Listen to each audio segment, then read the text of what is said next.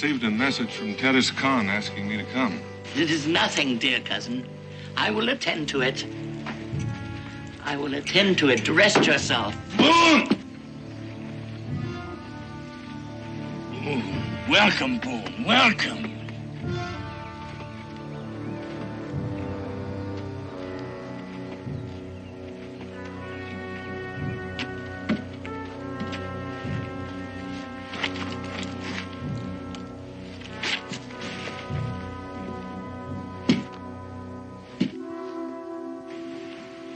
Braves told me you were ill. Much more than ill. Boone, I must ask a great favor of you. Get Lawana and bring her here quickly. It's that bad. Soon, my people will bury me. And unless Lawana is here, they will start to bury each other. For 15 years, she hasn't seen the land or faces of her people. Must we now beg her to return? I say she is no longer a Delaware. She's a white. And I want no white for my queen. I challenge the words of my cousin. Luana is my daughter, blood of my blood. Does council deny her the right to be queen? We do not deny her the right. We question her fitness. And what will answer your question? To see her for ourselves. You shall see her. Daniel Boone will bring her here. You can judge her for her fitness. Is it agreed?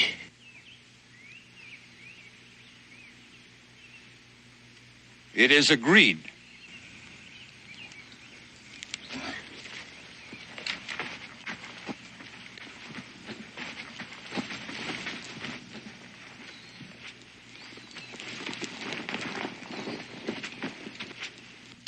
Do you remember why I asked you to take Lawana away many years ago? To learn the ways of the white man. That is true. But there was another better reason. More important, I feared for her life. Tatama? Tatama. Many times since the death of the mother of Lawana, my council had begged me to take another woman to provide a male heir. This woman could have protected my child from Tatama's ambitions for her son. But I could not take another woman. Do you understand that, Boone? I can understand that. Tatama could not. These are the wedding garments of the mother of Lawana. She must wear them when she comes back. She may not want to wear them. She may not want to come back. What then? Then Katoga will be chief. A fine young man, brave, intelligent, but his ears are full of the words of his mother, who lusts for power, and to prove that power, she will make war, and many of my people will die. Boone, it is the deepest wish of this old man to see his only child once more before he dies. Terrace Khan?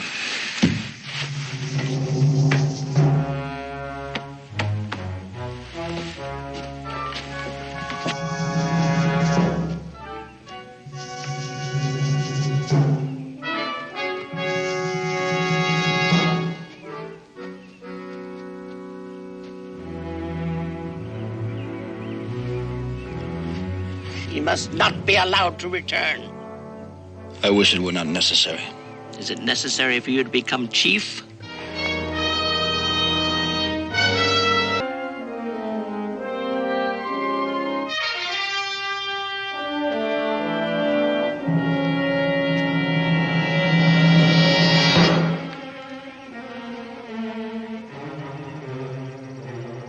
Hungry, Katoga?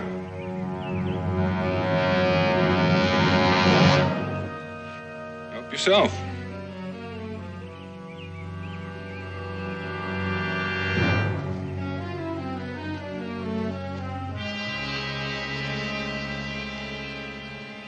You must think me foolish. Well, it did seem a mite foolish, you leaning up against that tree all night when there was a good fire a few feet away. You're, not planning anything hostile, are you? No. And why are you following me? To see that you do not bring Luana back. Well, it's Tedescon's wish that little Luana comes back. Tedescan will do anything to prevent my becoming chief. You know, that's interesting, because he's told me that you'd make a fine chief. Then why does he oppose me so? He opposes your mother. He feels as chief you would serve her and not your people. Boone, I have been trained since childhood to rule my people. Well, that may be Katoga. But who was your teacher?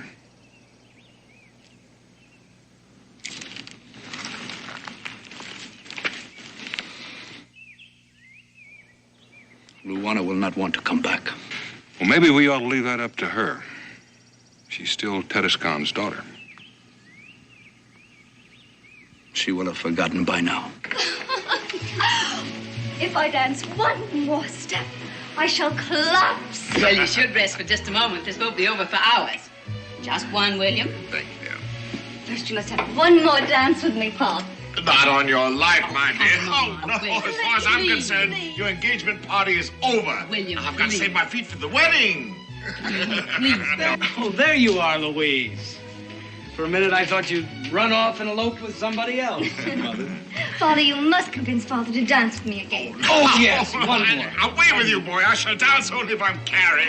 Oh, stop that. That. Yes, Amos. There's Mr. Boone here to see you, sir, and a companion. Well, show them in, please. Daniel Boone? Welcome. Why, it's been years, man. About 15. Welcome, Mr. Boone. Mrs. Creighton. And, your... This is Katoga of the Delaware Nation. How do you do? What brings you here after all these years? Well, I hate to intrude on your party, but, Excuse me, please. But I have to return to my guests. well, I think you're the one I came to see. You're Luana, aren't you? My name is Louise Creighton. Oh, Amos, would you serve the refreshments, please? Yes, ma'am. And, do please continue dancing. Perhaps we could go in here and talk for just a moment. Come on down. And would you, please?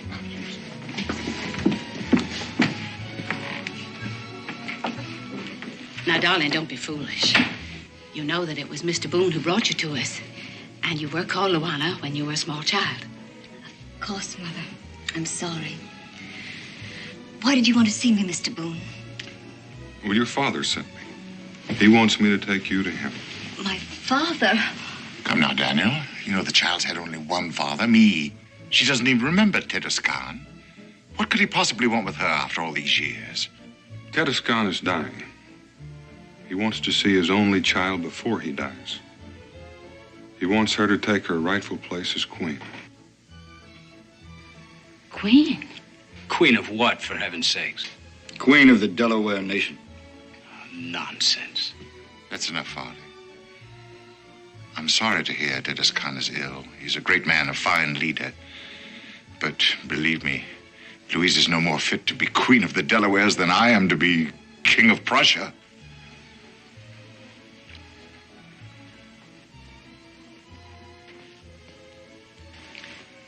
Tell the worthy Tedescan that Miss Louise Creighton regrets her inability to attend him due to her imminent marriage.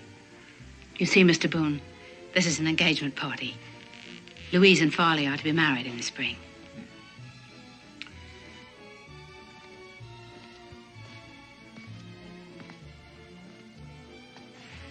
I haven't heard anything from you yet, miss. It's all so sudden and confusing. I don't even remember him. What would I say to him? I don't think you'd find Tedescan hard to talk to.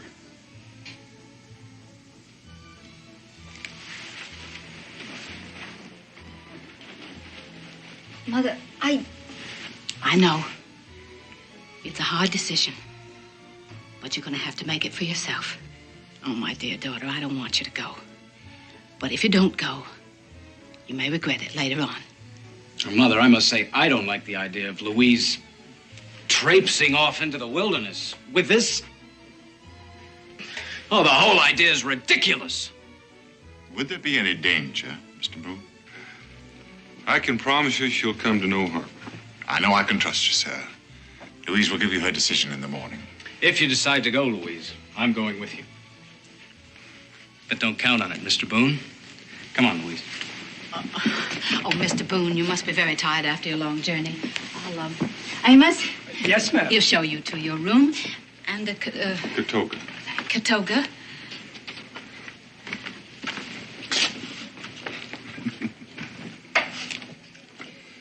Good night. Good night. Elizabeth, I could use that drink.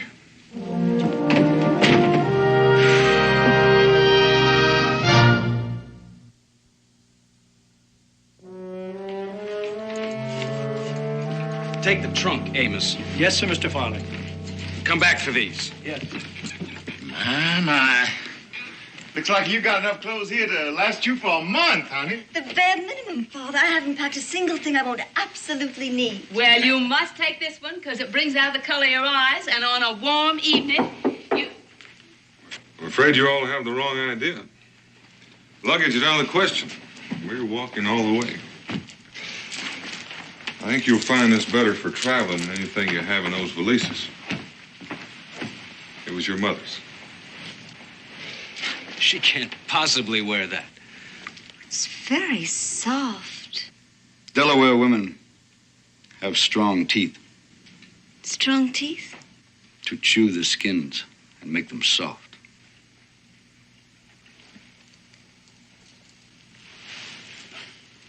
We'll wear what we're wearing. Thank you. Unless... You sure you want to go, Louise?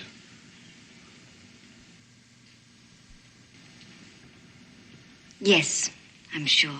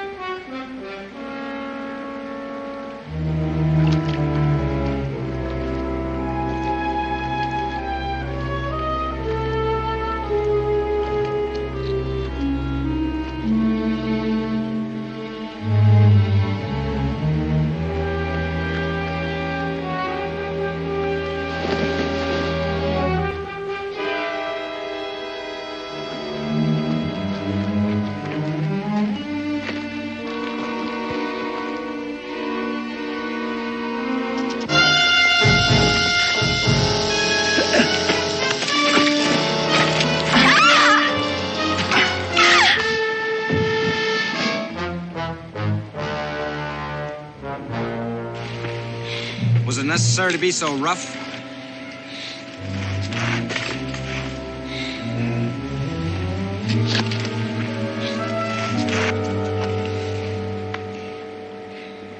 Thank you. 1-1 gum. What's that gibberish? Well, that's Delaware for you're welcome. You may have noticed, Creighton, that it makes more sense sometimes to have a woman walk behind you. Like a squaw? Like a squaw.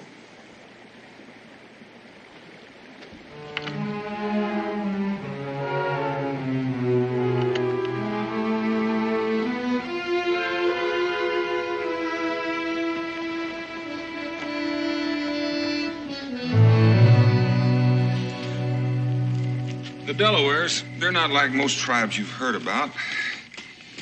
They stay pretty much in one place. The men hunt and fish, the women work in the fields.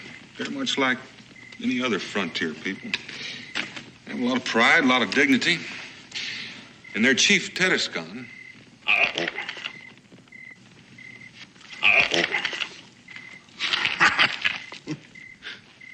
Pride and dignity, indeed. You were saying, Mr. Boone? You were telling us about the charms of the Delaware people. well, now, Katoga's not really like that. He's just putting on a show for you. Why, pray? He's trying to scare you off. Scare me off? Why? Because he wants to be chief himself. But I'm not going. I'm just going to visit. Now, he really can't be sure of that. He thinks you might talk to Tedescon. Change your mind. Eat some. Very good. That's enough.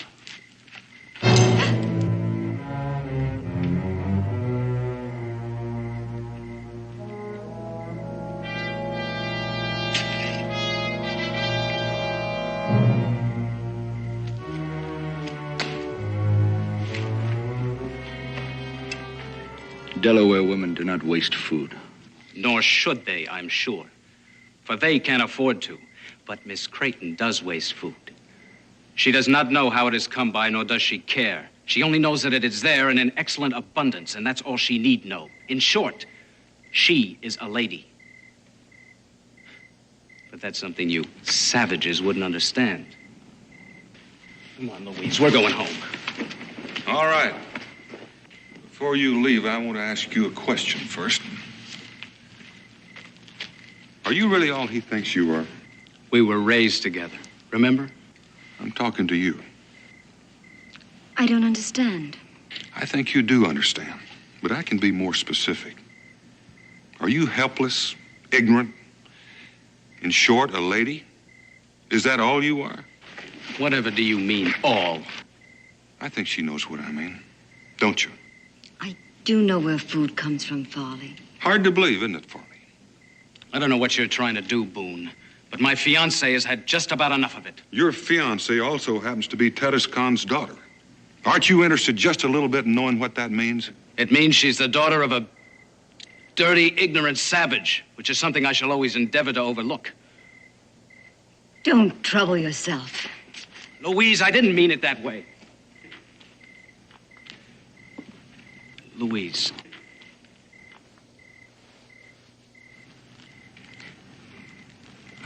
We're to be married. But only if we overlook certain things.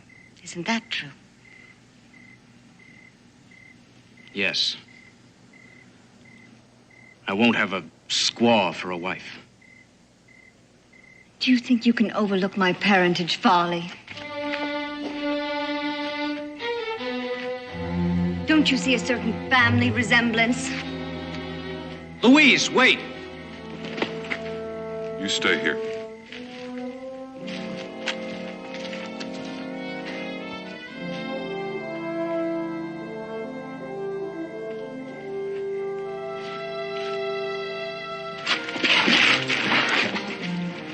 It'll dirty your hand.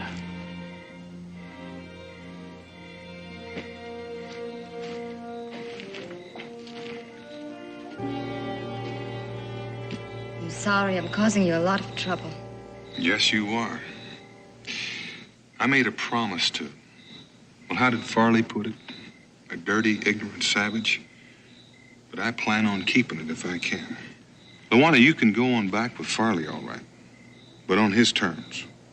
As a dainty little doll who faints at the sight of a hunk of meat. Do you want that? I don't know. Could it be that you're ashamed of what you are? That you're pretending to be a fool so you can call yourself a lady? I am ashamed. And I've always been ashamed.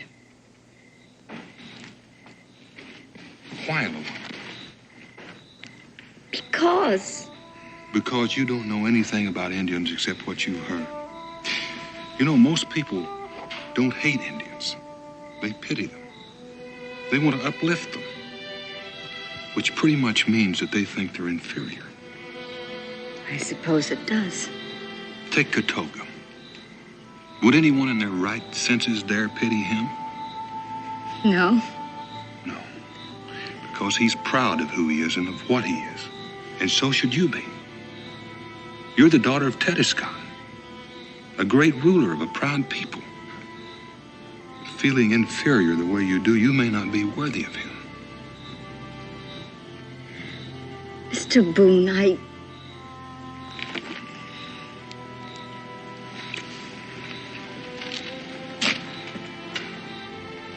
Luana, you can do what you like with these. I'm tired of carrying them.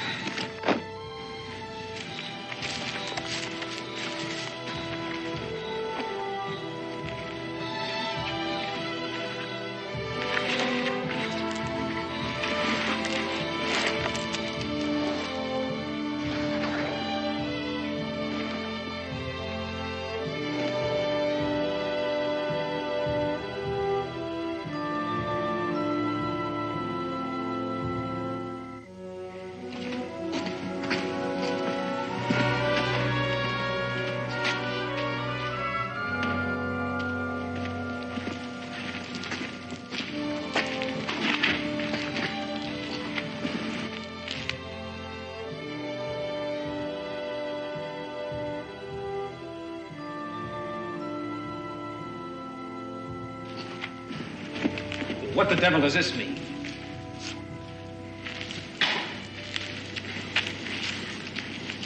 did you know my mother, Mr. Boone? A long time ago. Do I look like her? Very much. Do you intend to remain in those ridiculous garments? They're quite comfortable.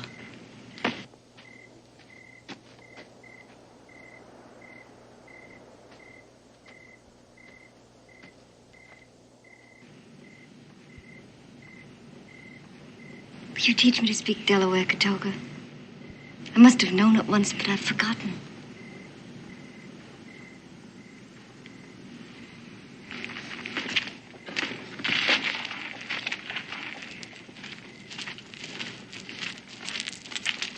Have I done something wrong? Well, in a way, you're more or less asking him to cut his own throat. Because he wants to be chief. That's right.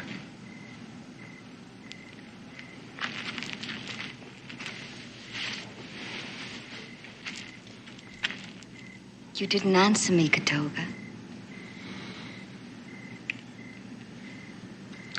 I will teach you. Thank you. That's too much. Come on, Louise, you're going home with me. I'm sorry, Foley. I'm going to see my father now. Please let me go. Not until you stop this charade. I think you better let her go. Well, you stay out of this, Boone. You've caused enough trouble as it is. There's nothing keeping you here. Louise? I'm sorry, Foley.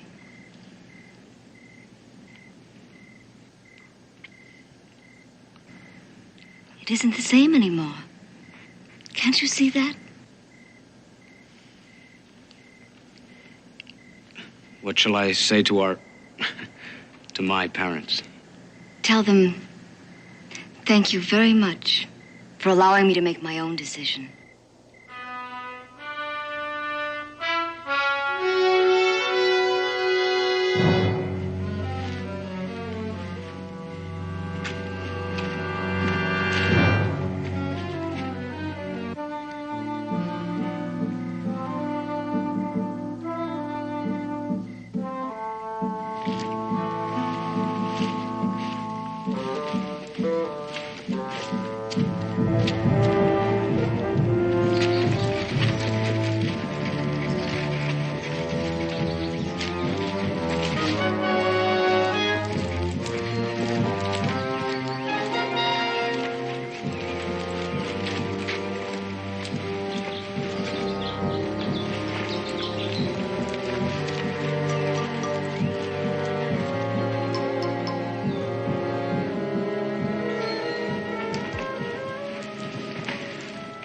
Wangam Gusukawan, no Chan. Welcome, my child. I did not think you could remember our language. Katoga taught me a few words on the way. Katoga? You must be a diplomat, my child. Well, it could be, Tedescon. I kind of think there's more to it than that. She is very beautiful. Like her mother. Yeah. Yes, like her mother. I'll be going. Oh, no, wait. Tonight, there will be a council meeting, and then you may go with my thanks. And if there is no war among my people, it is because of what you have done. War? I'll wait. Do you know why you were here? He said you had died. It is true. I... No. We won't talk of that. There's so little time. And we have very many more important things to talk about. Death and I have only been waiting for you, my child. Yeah. Sit beside me. Are you afraid of me? No. Then why do you weep? I have 2 fathers. And I am losing them both. That is hard. But what I will ask of you is harder still. Tell me, are you a person of strength and courage? I don't know. It is not proper to be modest with me. And yes, I am. Then listen carefully, and I will explain. I'll get some water.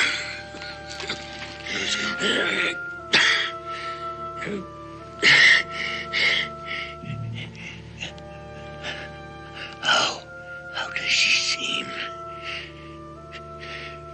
She's the daughter of a great chief.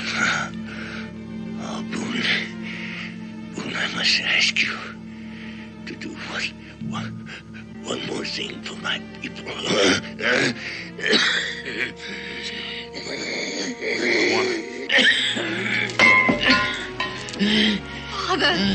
Father!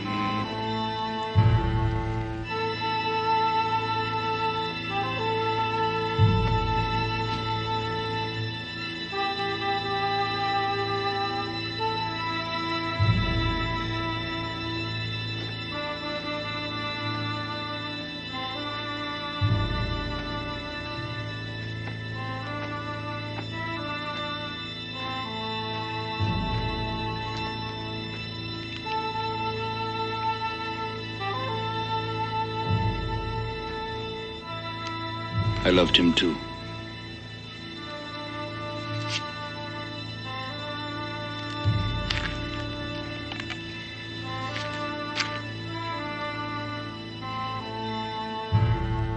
Watch on! Forward!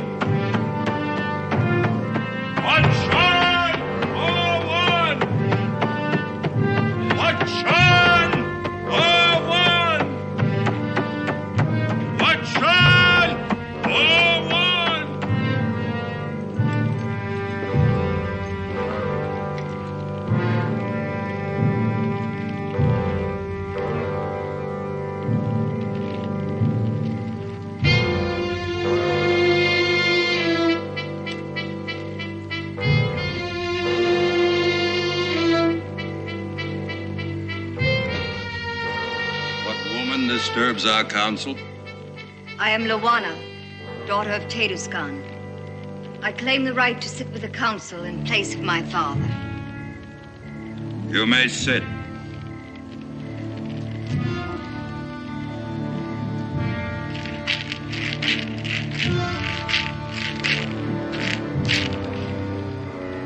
The council will begin.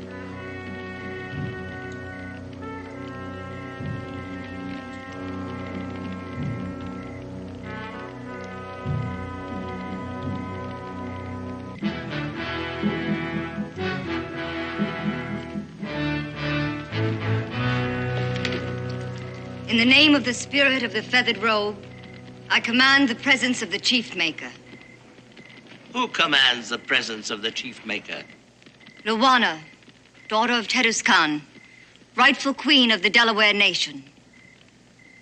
All who accept this woman as queen must pay homage.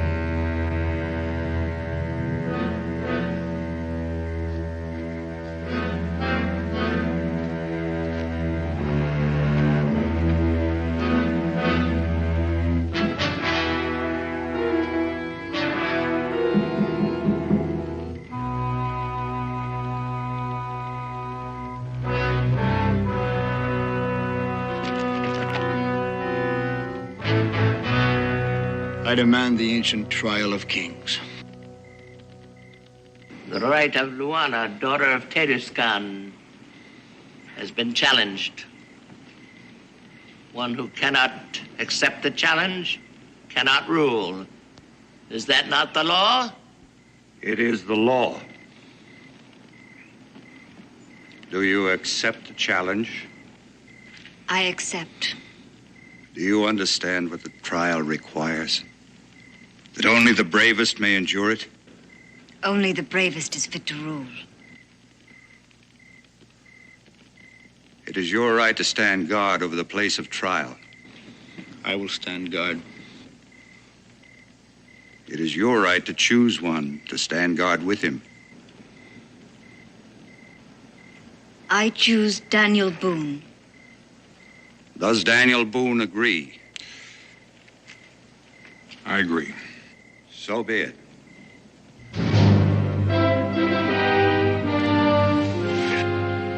Withdraw the challenge. I do not understand you. I did not expect her to accept the challenge. Perhaps she will not survive. It is her business to withdraw. Or would you rather spend your life subject to a woman? There are those that say I'm already subject to a woman and that you... Speak up, my son. Say what is in your mind. That you would rule through me and that you would make a war to show your power. Do you believe this? I do not know. I have spent my life trying to win the feathered robe for you. Do you think I would steal it from your shoulders? Have I ever given you reason to distrust me? Answer me, my son. No, my mother. No, you have not. Well, then trust me now. You will be chief. Not slave to mother or queen, but chief. I promise you this.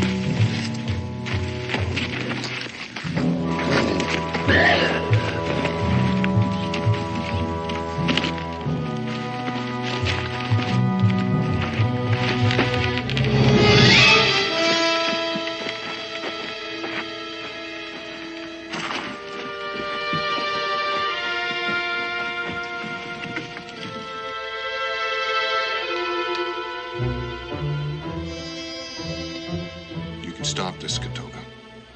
So can she. This is the last moment when you can withdraw from the trial without losing honor.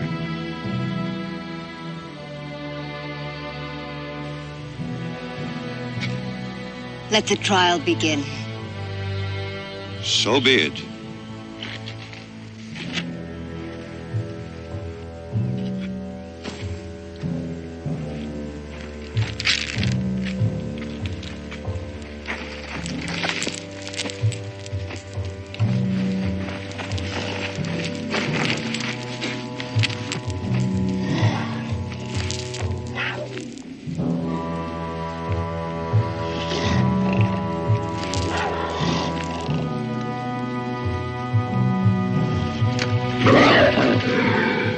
Here you must remain until we return.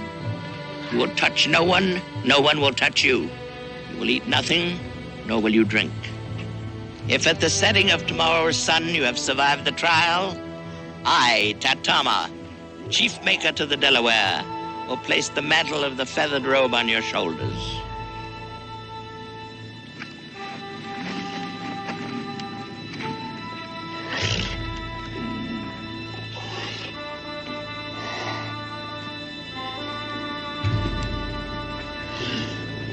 Aye, aye.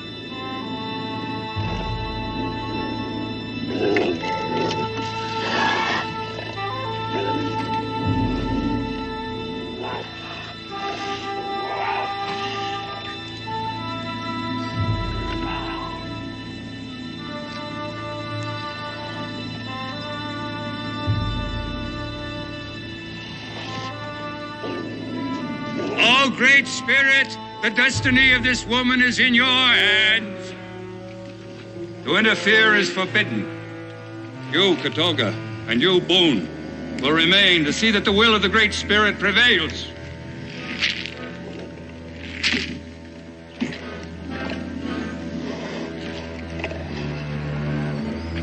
You may not hold weapons. It is the law.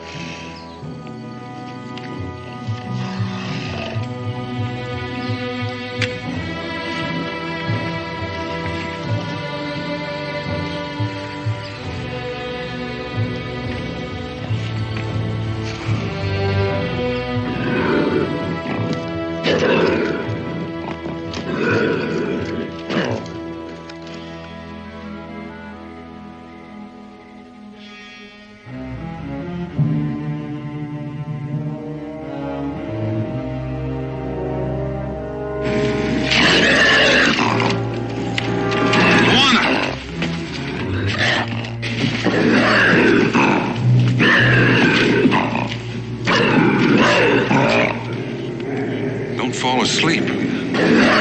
I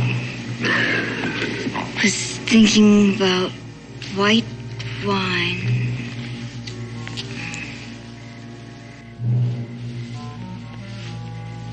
Have you ever had white wine, Katolka? I've never had white wine. Poor Katolka. Pity Katolka. I never should have gotten you into this in the first place. I'm all right. Just a bit chilled. Well, you better enjoy the chill while you can. It's going to be daylight before long.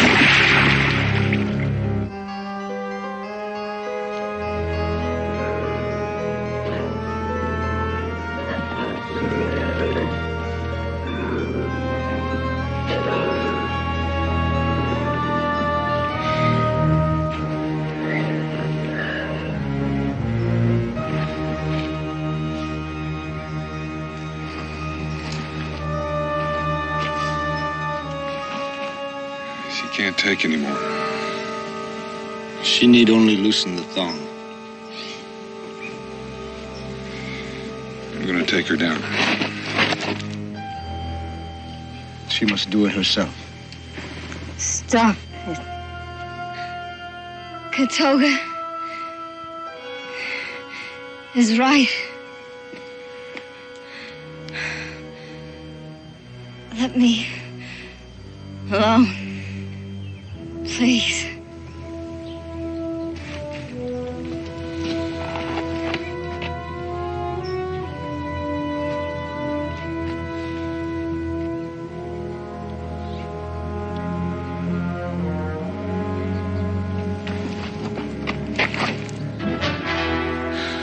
Stay with her.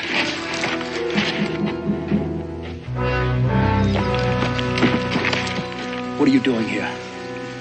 Do you not wish to be chief? My mother sent you. Just stay here. I will attend to Boone. Go back and tell her not to interfere.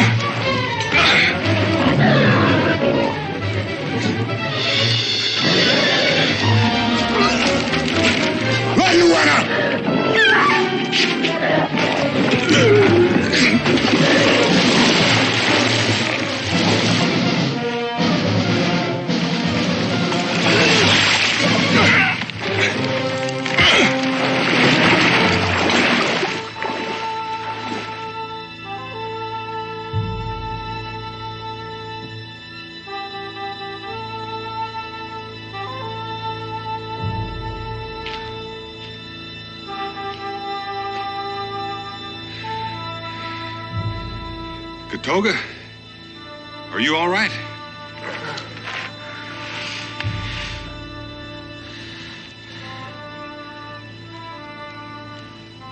I'm only paying homage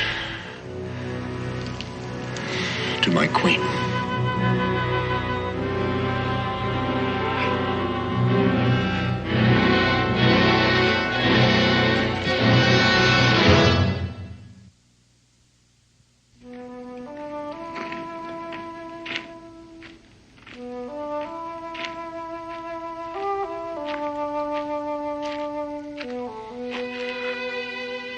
You would be proud. It's because of you that I was able to do it. Perhaps. I've come to say goodbye. I'm leaving with Daniel Boone. Why? Is it because of your mother? The council said she need not go, only that she no longer be chief maker. For her, that will be worse. No, I'm leaving because I will not be chief. I've sworn this to myself. Isn't there another way, Katoga? Must a queen rule alone? You're very bold. I keep surprising myself. But a queen should be bold. What surprises me even more is that a man who wants to be chief should be so shy.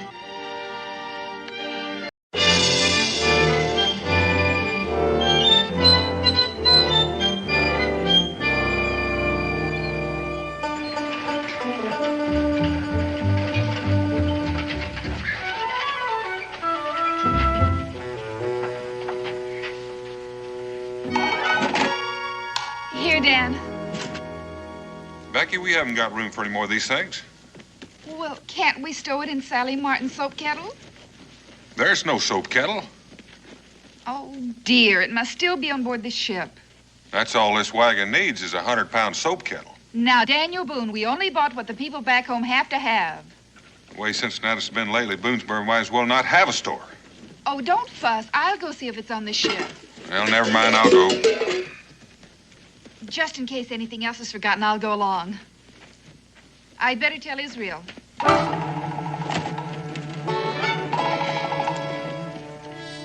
Israel? Israel! Yes, ma'am? Your father and I are going down to the dock. We'll be back in a little while. Can I go too? I want to see what the new ship brought in. Not until you've had your breakfast. Yes, ma'am.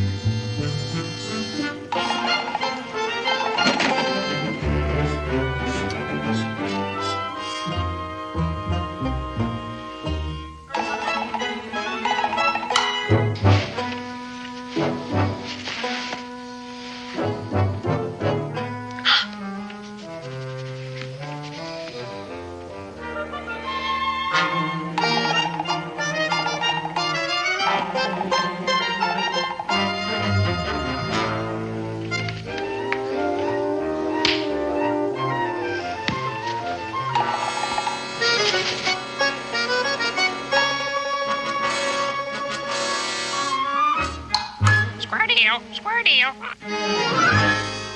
Did you say something? Square deal. Talking crow? With the gold chain? Pure solid gold. Hey, you stay right there till I go get Pa. Hey, that's my new minute silver crown. A deal's a deal, mister. You drop that.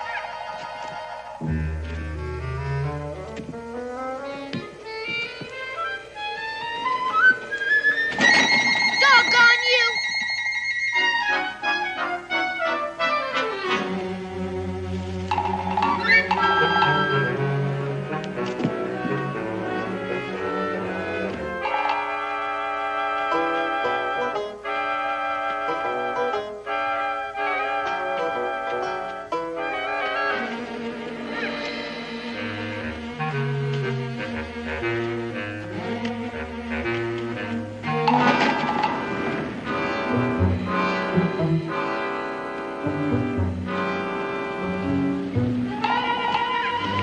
You doggone bird!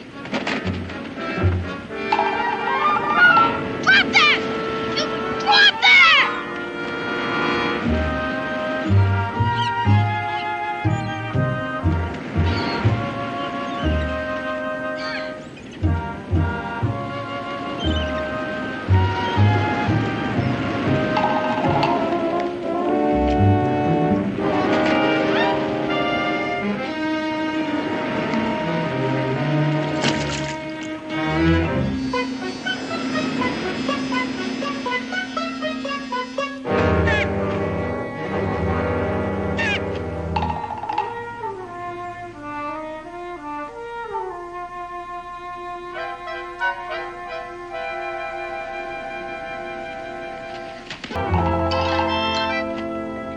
run into a wall and dashed your poor brain out if I hadn't stopped you, lad.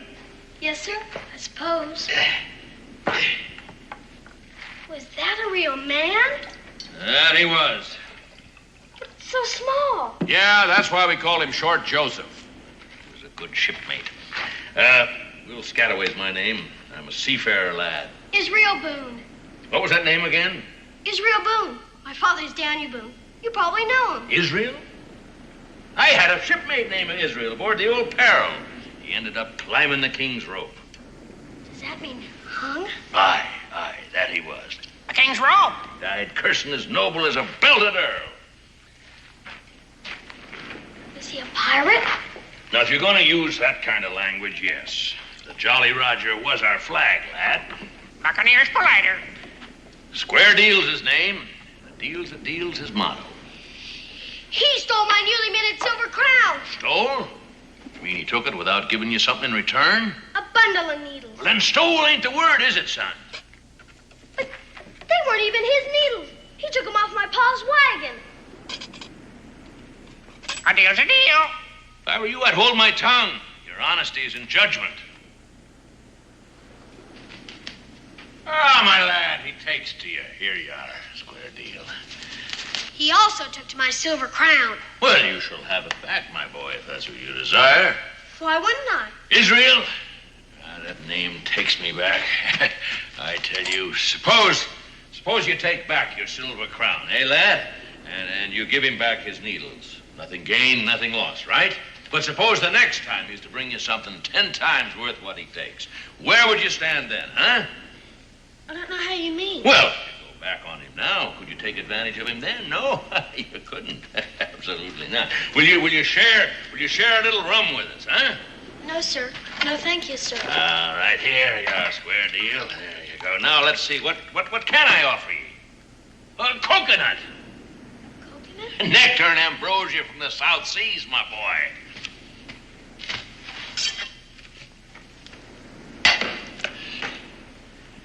There you are, my boy. To the 100,000 men, may they rise up from the dead, and may we prove to be true shipmates to the end. Drink up, lad. Drink up. Will Scalloway! Will Scalloway! Somebody's calling you. Yeah, I heard. Go on. Get out there. Let him see you.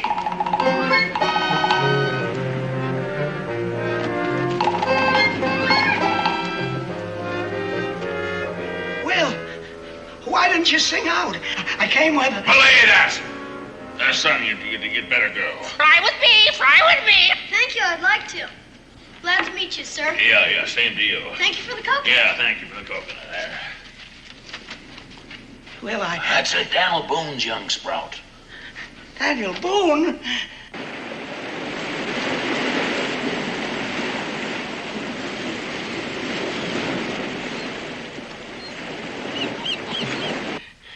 A drink, Will. A drink.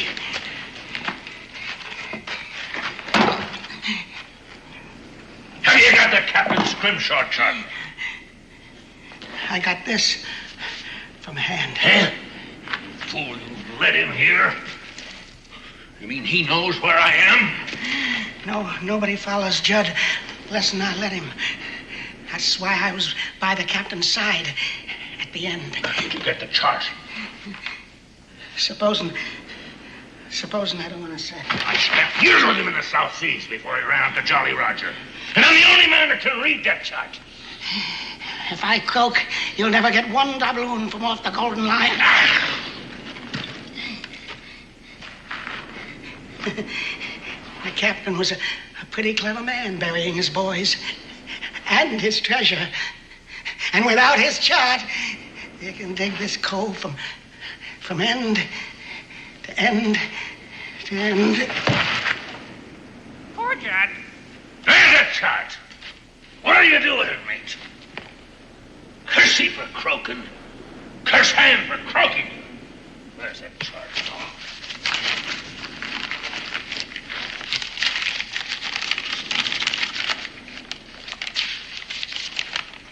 Enlistment papers in His Majesty's Navy?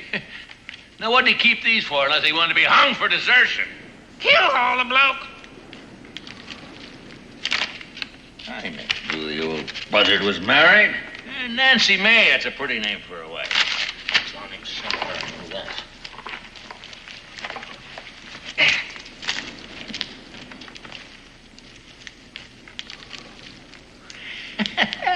The old miser. Look at that chart. My diary!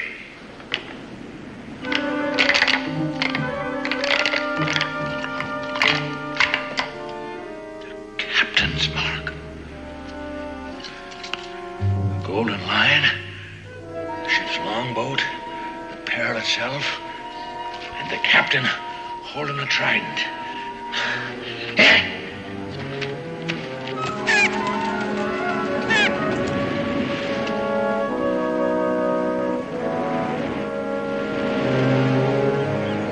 Thank you, Captain. You'll be a rich crow come nightfall. Batten down the hatches, storm ahead. Huh? The Boone lad? You shouldn't have invited him back. Breakers ahead.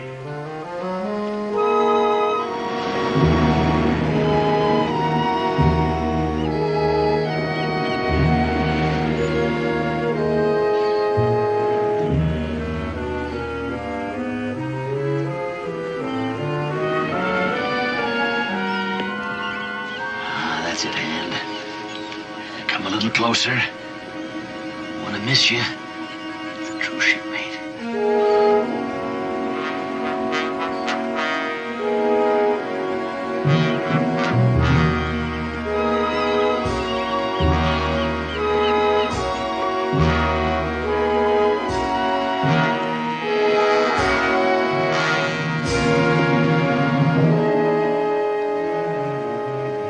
Thank you, mate.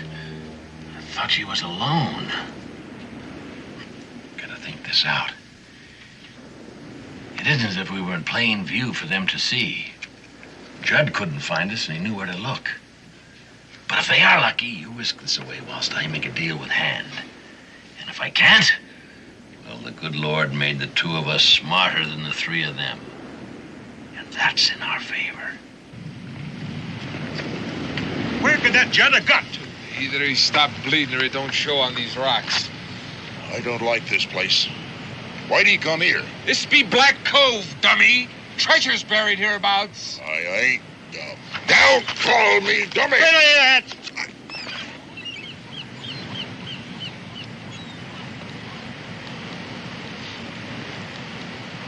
Sorry, Gentle Sam. Why, you was there as much as me. Maybe more, eh? The Perro stood right off that point. Up in the rigging I was, keeping an eye on the captain's launch. She rode low in the water, lads.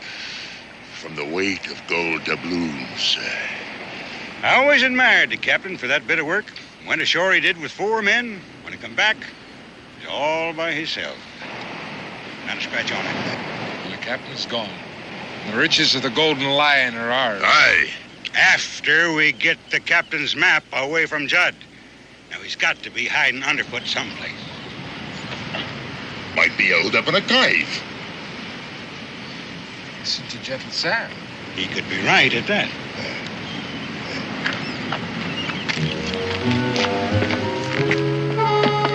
Now, the second I give the sign, you get it out of here. Aye, aye, sir.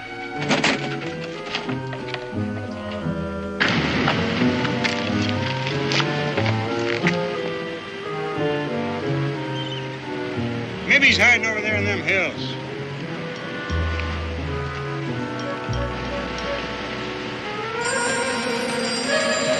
That's it! Come back here, you! Look. That's square deal. And Will Scataway ain't far away. Well, Scataway and Judd are in cahoots. That's why Judd come running here. Which way that bird come from? Out of the rocks below.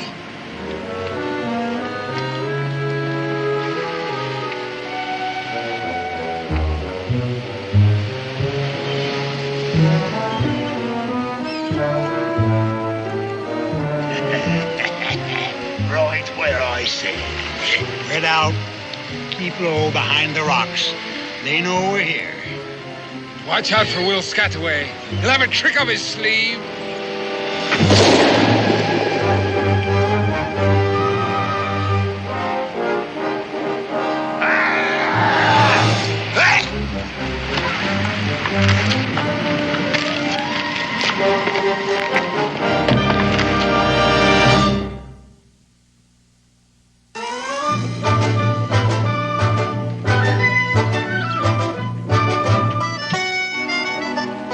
Becky, what is all of this?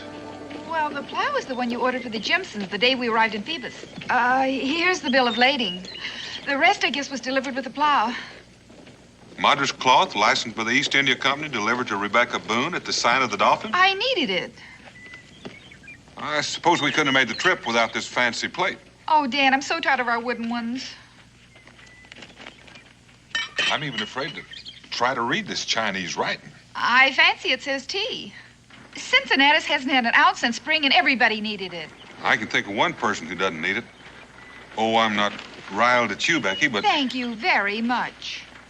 Dan, I'm rewrapping these smaller parcels to make it easier for you to pack them. Oh, that's very nice. Doesn't make the wagon any bigger. You know, by the time I've piled all this on top of that, it's going to make this wagon so top-heavy. What are we going to do? Go down to the smithy and get a bigger wagon. Pa! Ma! You'll never guess. You bought something with your newly minted silver crown. No, a crow took it. A what? A crow. He flew into my room and traded me for it. Well, I reckon you've seen the last of your coin. Oh, no, sir. I followed him. He had a gold chain around his neck. A crow with a gold chain? Pure, solid gold. Square Deal's his name, and a deal's his motto. He can talk. He lives down by the ocean in a little cave. Well, I always thought he was a parrot. I think he's a pirate.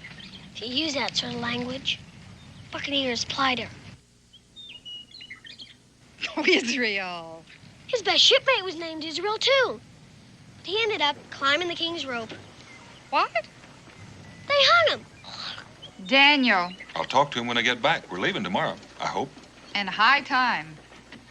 Pa didn't believe me. That's because you exaggerate. And you went to the docks without breakfast after I told you. No, ma'am. Just come with me right now and I'll prove it. Right now, you're going upstairs and you're to comb your hair and wash your face.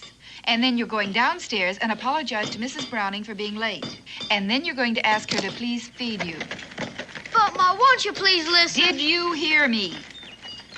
Yes, ma'am.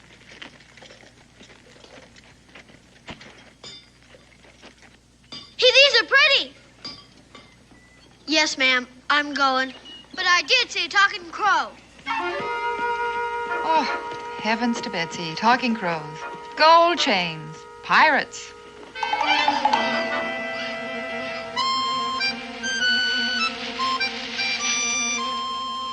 Delivered to Rebecca Boone. Sign of the Dolphin.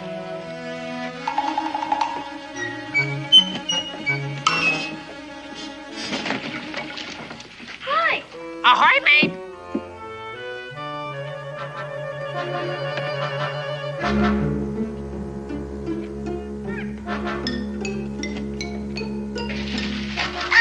Hey! Hey! If you don't take something back, it won't be a deal, will it? A deal's a deal, mister.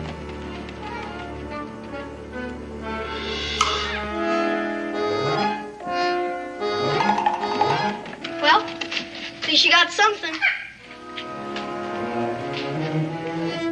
Evidently, it's ivory. But it's real ivory, too. Well, Scataway sure was right. But this is worth 100 times more than that old crown.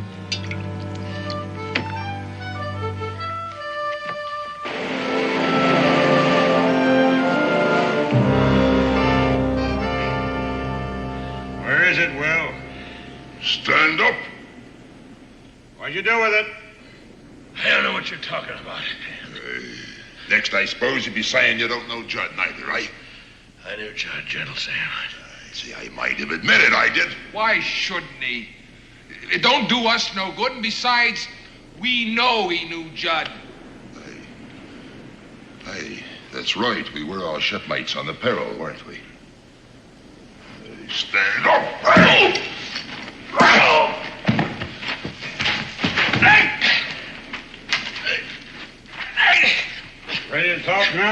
Huh? What about? This is your last chance, Will. Where's the map the captain drew to the treasure? I never knew the captain drew a map to the treasure. Why don't you shoot him? Let him say goodbye to his last chance of getting the treasure. Always a trick up your sleeve, eh? Make him swear on the skull. What's the use? He'd lie. Would you lie on the skull?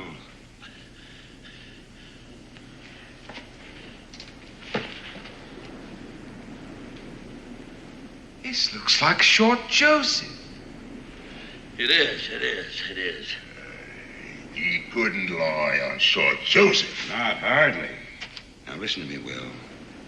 When the captain buried the treasure off the Golden Lion, he drew a map so he could find where he buried it. It sounds reasonable. It's a fact. Otherwise, he might as well have thrown the treasure overboard. When they held the captain to be hanged, I offered him a monarch's funeral for that map. Shipmately thing to do. The captain gave the turnkey his gold earring to throw Hand out of the cell, which was Hand's good fortune. Otherwise, they might have kept him and hung him. Now, Judd was with him at the end. Why? To get that captain's map before he danced on air. Judd practically said so before you ran away from us. Give him the question. Will Scataway lay your hand on the Short Joseph?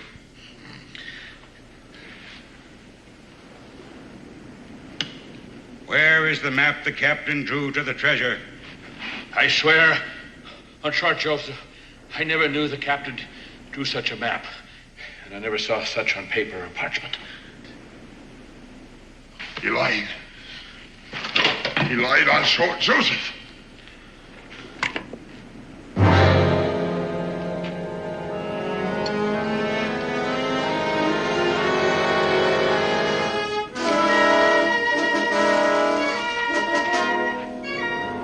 Shipmate or no, there's nothing else I can do with you.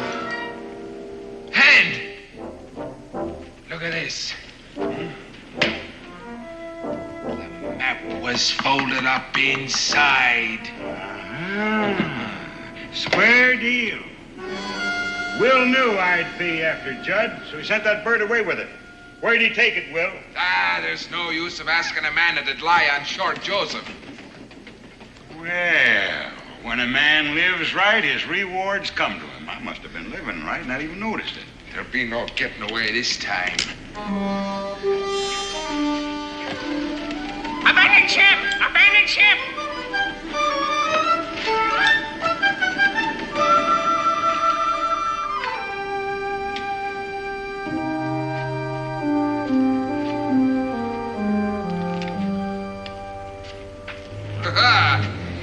Will's in cahoots with a female. Female name of Rebecca Boone. Will, you always did have a way with the fair sex, you did. Fair women and black crows strive to please me. Well, they strive too hard this time. Oh!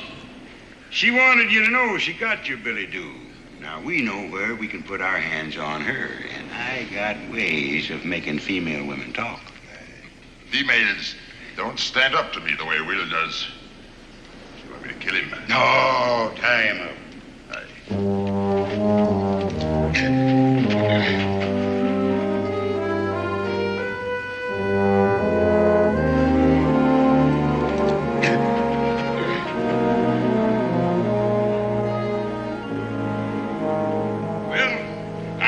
You dig up the treasure for me, and then I'm going to drop you in the hole just like the captain did his for. And you can say your prayers till we get back. Say one for me, Will, if you got time. I truly regret this, Mrs. Boone. On the other hand, I know where Square Deal took the map, and I could get it back. If I could get but loose of this thing, if I could... Square Deal.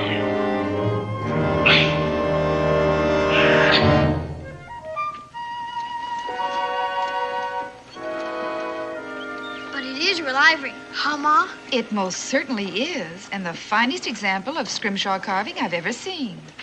How much money is it worth? Israel Boone, you look me in the eye and tell me to whom this valuable ornament belongs. To me, Ma. Don't you dare tell me again a bird brought it. All right, I won't.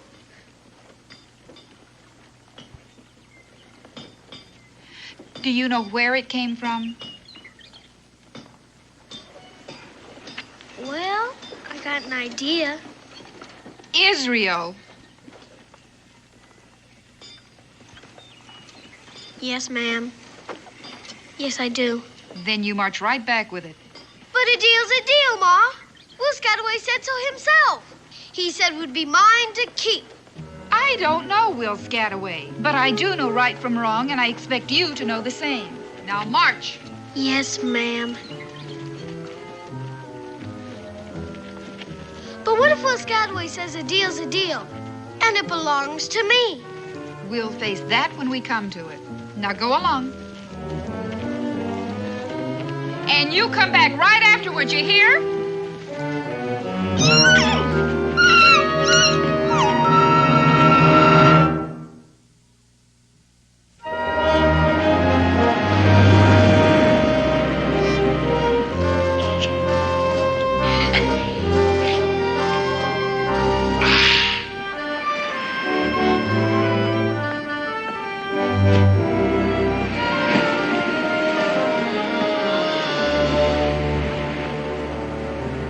Guess he didn't think much of his trade once he got it home.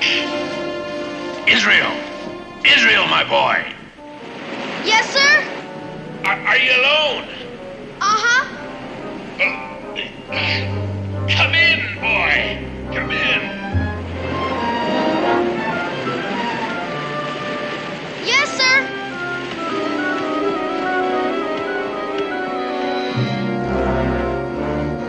What happened here? What do you got in the barrel? Don't ask questions, son. Just try and loosen me, will you? Yes, sir.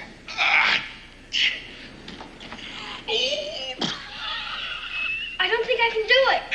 When a man from the peril ties a knot, son, that knot is tied. Buccaneers attack you? You may call them pirates with me blessings. Try cutting me loose. No. The blade is over there. Over there. Be quick.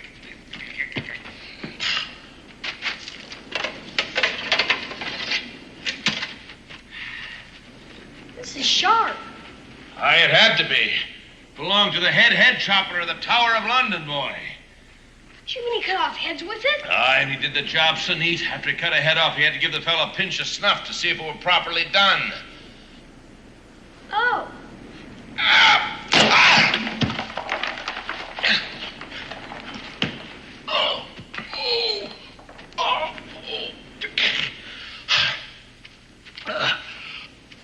Are you in pain, Mr. Scataway?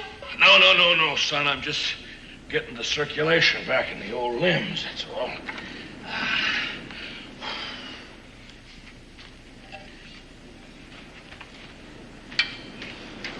Think them pirates will come back? As sure as the good Lord and made little green apples. This time, I tell you, we're gonna have a few surprises, and we'll wait for them. I'll ask my pa to help you. I'm sure that's meant in a friendly way, my boy. Any pirate he meets up with will be in bad trouble. Well, I'm sure of that. You remember what I told you? I remember everything you said. We're shipmates to the end. Well, that's a solemn prophecy come true because you proved yourself to be a true shipmate. Thank you, sir. You saved this old man's life, and I'll be thanking you when it ebbs out to sea for the last time, my boy. Shipmate, your other prophecy also turned out to be true. Who did it now? You know, the one about not taking back my newly minted silver crown. Deal's still a deal, isn't it? Well, sure, why not? Well, Square Deal already traded me this.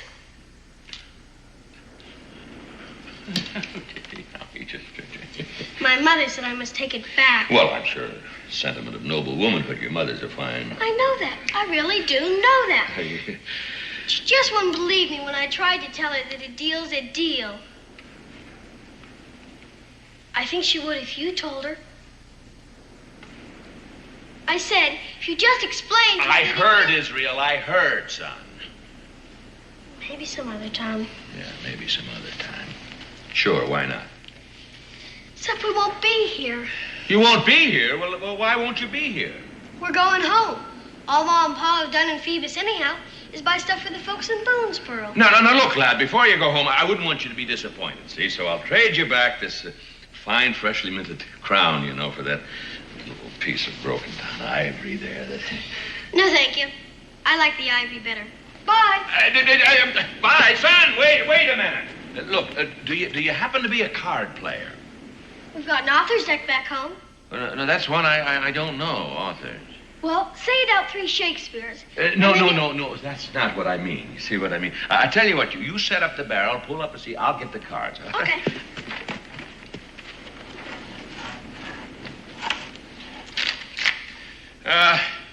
Here's a little card game, a seafaring game. We call it cutthroat in the forecastle. Why do they? Well, we'll just play a few games in the open, you know, till you learn the ins and outs of it. There you are. And you need it. What a mess! What a mess!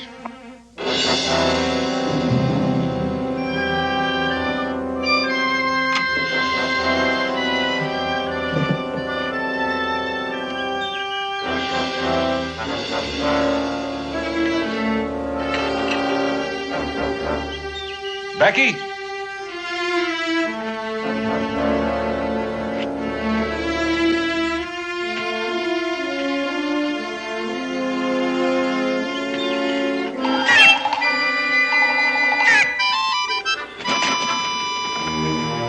Becky! Israel!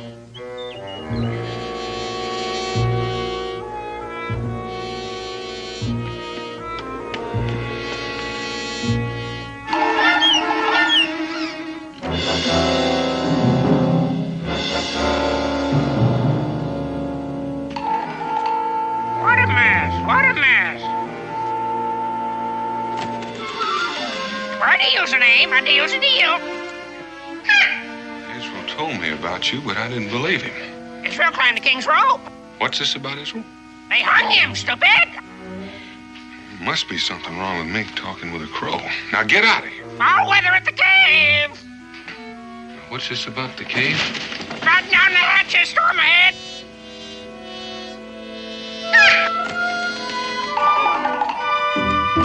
Now hold on a minute. Wait a minute, will you?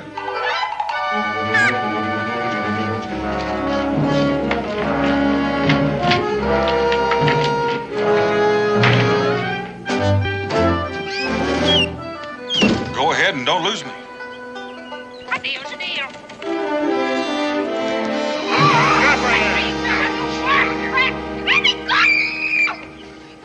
All right. Where is it, Beck? Where is what? Where is that treasure map? I don't know anything about a map, and I don't know anything about a treasure.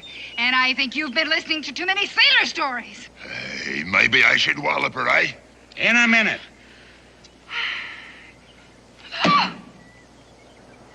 It's up to you, Beck. Oh, don't call me that. All right. Miss Booney, then. Mrs. Daniel Boone. Daniel Boone? Oh, I even heard of him. Well, Will Scataway and Daniel Boone are in cahoots. So the holier-than-thou Daniel Boone is as much a pirate as the rest of us. Dan is no pirate. Mrs. Boone, you have just been promoted to hostage. He'll give up the treasure to get his missus back, or his half of it anyhow. How about Will? Well, if Dan wants to split his share with Will, that's up to him. Mad! You're all mad. Boone is even sneakier than Will is. He'll have bear traps hid all up and down that cliff. My Dan is not sneaky, and if he were here, you wouldn't say that. Stand your hatch. Typhoon, I'm not your leader because I'm simple-minded. I'm tactical. Surprise is the road to booty. Take her away. All right, you.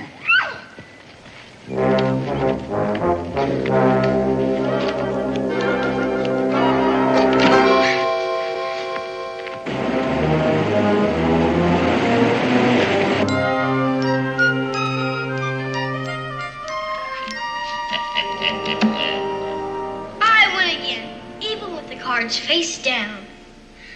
You were born to this game, Israel. Let's make it interesting. It is interesting. You like my head chopper sword? Oh, yes. As much as that ivory trifle square deal traded you? Well... How about the sword and these golden doubloons? Gee. I'll bet you the lot against that ivory trifle. Oh, no. Oh, why not? I'm not allowed to bet. There's no more time for compassion. Time for what? Just look at the sword and the doubloons. They are interesting. I've got no more character. I'm getting old. Well, now, you may not get any older. Pa! Outside. Now, where's my wife?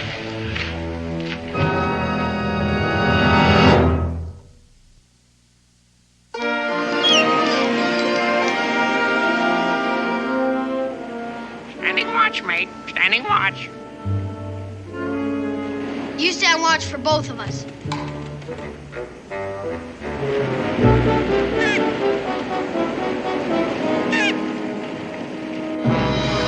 Now, I ask you a question. Where's my wife? Well, I have a shrewd idea who took her, and it wasn't me. Was it them pirates? Yeah, my shipmates from aboard the old Peril. Then there really was a peril. Hand was a third mate. Ferocious and cunning man. And if I know him, he'll be coming back here. But what did they want with Ma? Well, son, you might as well know soon as late. It was my doing. Otherwise, old Will will be a dead man.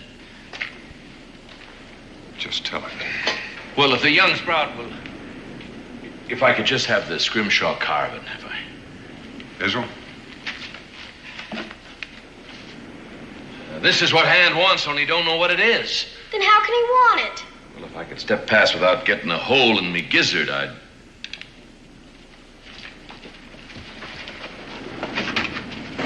Gaze upon Black Cove. First time I laid eyes on it was 2 days after we sacked the Golden Lion. Ah, the Golden Lion.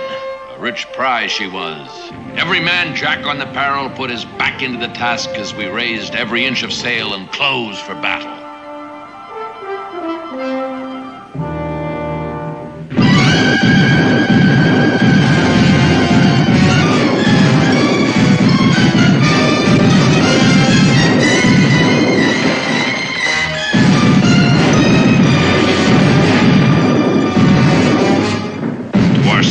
She gave as good as she took.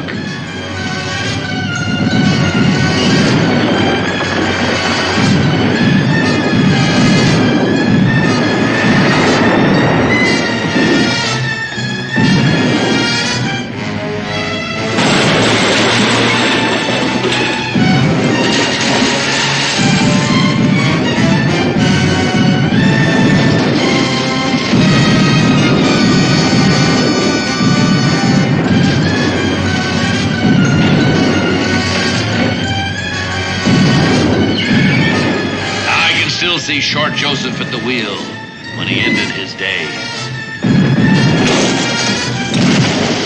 Fire and cannonball were everywhere. Still, the Golden Lion was no match for the skill and daring of the men of the Peril. It was only a matter of time till the crew of that prize ship lay dead on her decks. Dead to a man. We got her treasure aboard, but we were sore hurt. We barely managed to limp into this cove and beach her for repairs. That ship brought us fame that brought us trouble. A ship of war was at our heels and we hid there. We set out to sea with the treasure in our holds. Well, His Majesty has ropes enough. Bury it, the captain said. Sounds reasonable. He was a reasonable man. Well, he buried the treasure and we set safely out to sea. And from that day on, every man Jack thought the treasure was his own. And day after day, they kept searching for the parchment map. And day after day, the captain, as if he didn't know what they was up to, he sat scribing his scrimshaw. And only I knew what it was. And this is the chart of the place where the treasure's buried. Aye, clear as print to those that can read it, and I can read it. Where are the letters? Letters are for educated people. Gypsy knots. Signs that thieves leave on walls. And secrets Jack Tar scribes in a whale's tooth. They shout out loud to me. Is that the Peril? Yes, it's anchored in the deep, can't you see? And there's the captain's longboat. And the stone lion guarding the treasure. You mean that rock is supposed to be a lion? Yeah, you gotta use your imagination. Number 14 on the ship. Does that mean the number of paces? Aye, to old Neptune's trident there. And old Neptune's trident is where the treasure's buried. Well, that's what the captain would hope he thinks, see. And you dig and dig and dig till you're old and gray, and you'd find nary a farthing. Look. Look there. Look out there. Trident shows the opening. Ah, even more now. Now, look here. The center time's the compass, pointing true to the North Star. Now, the outer rim's a path to follow, moving by the clock, as every sailor this side of the equator knows. North by the star, northwest by north, due east. Hey, your father made a fine sailor, Israel. The North Star's over the woods, too. Due east. That brings us out just above the high tide line. South. Circling southeast. Due south to a point just level with the opening in the rock. With your 2 feet standing on your own 50,000 golden doubloons. My golden doubloons. He's dividing the treasure with us, Pa. Well, now, Israel, you've got to own before you can divide. Well spoken, Mr. Boone. Shoot him, Mr. Boone. That's hand. No, Pa. They'll kill Ma. It's all right, Israel. Mr. Boone, looks like we both got what the other one wants. Are you all right, Becky? Yes. Oh, she's all right for now. He won't hurt her unless I say so. But if I do... That old square deal was supposed to be standing guard. Foul play, mates, foul play. Breakers ahead, breakers ahead. Boone, I got a deal for you. What kind of deal? I get the treasure map. You get Mrs. Boone. It's a deal. Well, I reckon I agree, especially when there's nothing I can do about it. Well, you ain't gonna give him the treasure. Let me have the chart. But you can't trust it. 1 minute after he gets his hands on it, he's just gonna... Stay put. The captain come to life again. Why, he'd have killed us both, Will, without turning a hair. I admire that in a man. Scataway. Yeah, well, I must have dropped it in... Hand it over. What's that? What are you up to? You've seen it before, haven't you?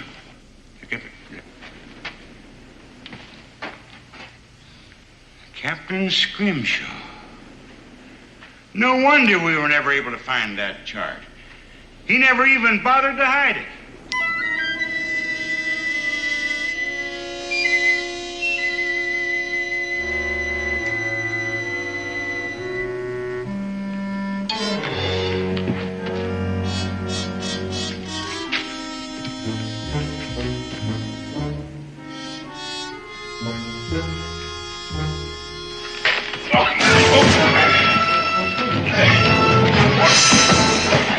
All hands on deck, all hands on deck. Now, what did you do that for?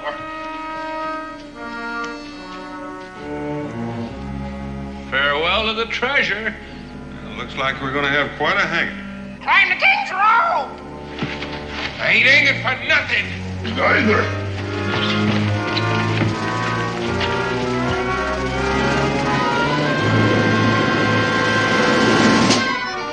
Don't let him get away. Pa, let him get away. And we're all alive. What difference does that make? Treasure's gone. Where is it, though? Let me see. North with a star. Northwest by north. Due east. Pa remembers the whole thing. Oh, glory be, son. Come on, come on. My figuring's right. It should be just about there in those rocks. We're rich. 3 cheers, we're rich. Hooray! I'm afraid not, son. At least the owner of the Golden Lion will get their money back. I know Lloyd's of London will be pleased about that. Well, unless they're told, they'll never know. They will be. Here, but suppose I say you take 2/3, we forget Lloyd's, both of us, huh? Pa wouldn't do a thing like that. Well, I found out a man loses his character and grows soft with advancing age. And I suppose the same is true with you. Well, anyway, Lloyd's of London is offering a reward. Well, now, I've heard that, Israel, but don't count on it. Now, you don't suppose. Well, now, if it comes, it's all yours. Well, that's something anyhow. Let's start digging. It's a deal. Hey!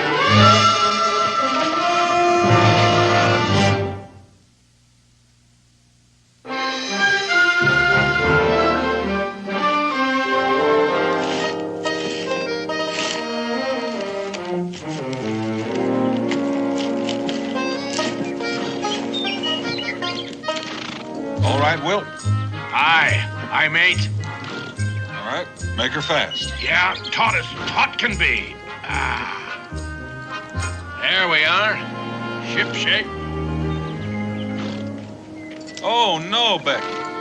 But these are our things, Dan. Slack her off, Will. All right.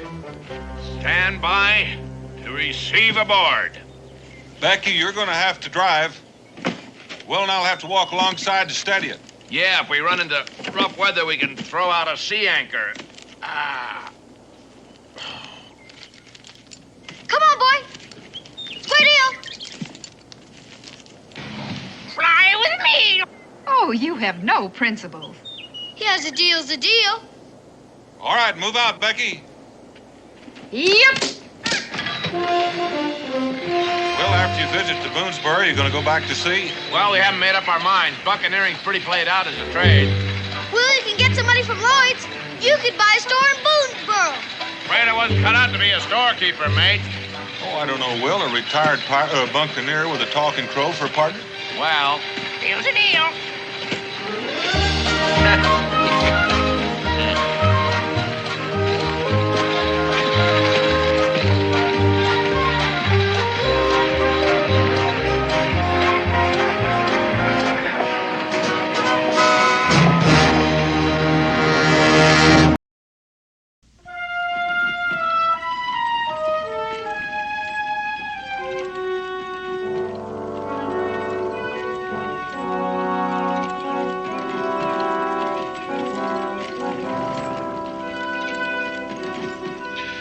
Reckon that's what we've been waiting for. And right on schedule. It's almost too easy. He doesn't have any British troops escorting him. Since the British control every foot of this territory around here, I reckon it...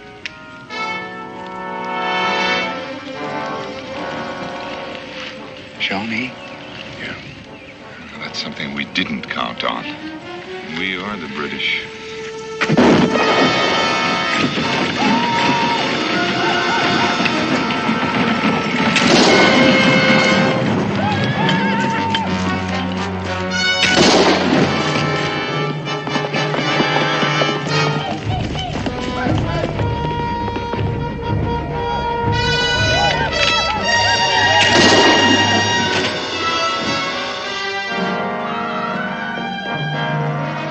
Jehoshaphat. That newfangled rifle he's got 3 times faster than a musket. And there are 200 more of them in that wagon. Shawnees must think they've tangled with a magician.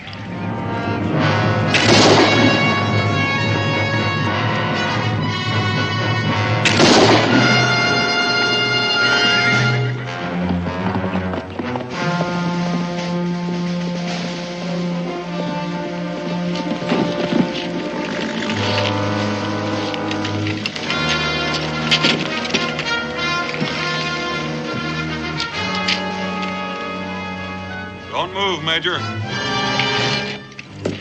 wouldn't do that, Major. I don't want to have to shoot you.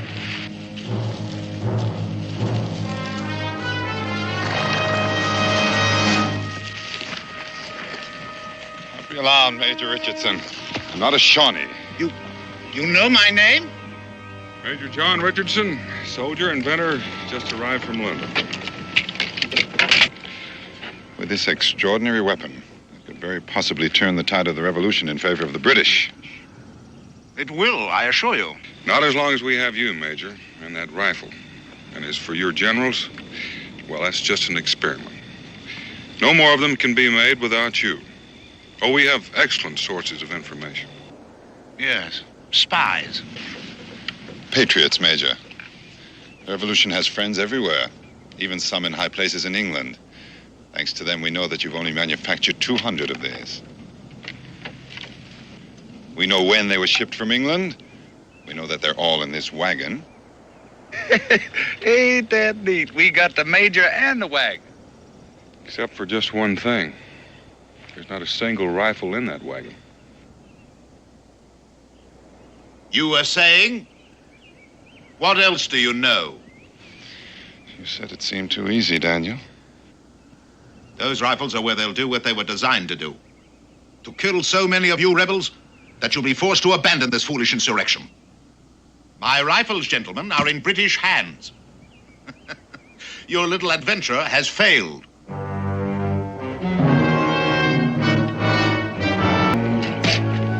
I never saw so much foolish stuff for a soldier to be carrying.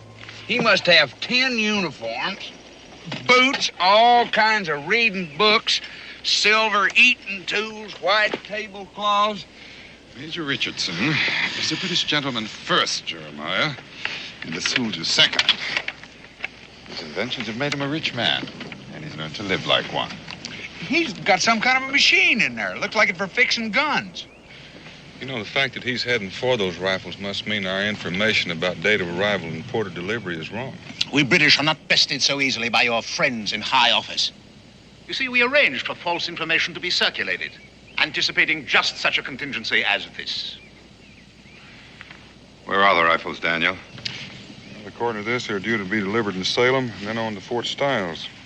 Fort Stiles has only a small garrison, a few dozen men.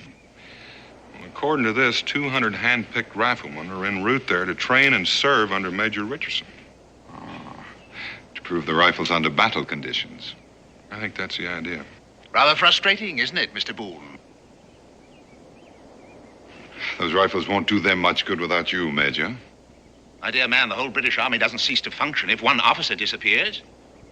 Anyway, anyone can learn to fire a breech loader, even mine.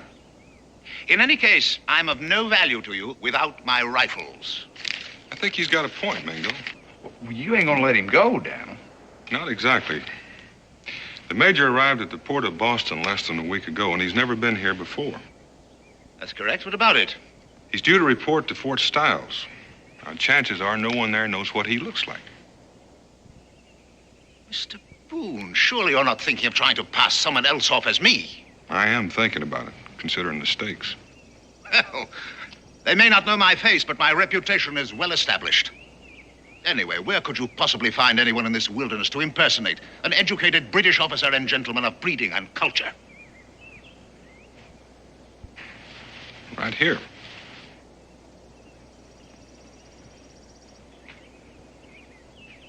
This savage? Well, this savage, Major, is a graduate of Oxford. And as for your reputation, you may have difficulty living up to it once Mingo is impersonated. Now, let's get out of this open. We've got some work to do.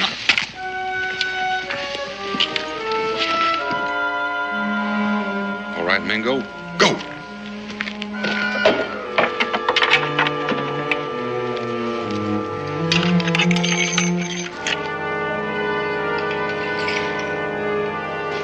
You don't actually believe you can learn in a matter of hours the skills of a lifetime, do you? I think you can learn well enough, Major, to fool anybody but you, and since you won't be there to call him on. Done. First straight, Mingo. Now let's work on firing.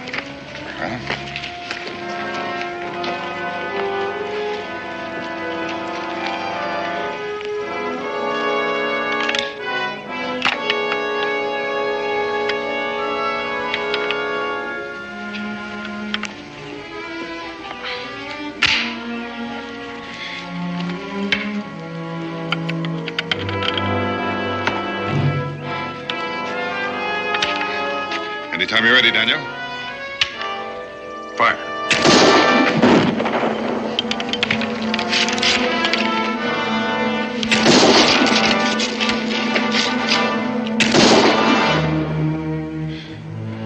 I never expected to see the day when I could fire more rapidly than you, Daniel. Speed's important, Mingo. It's not worth a hoot without accuracy.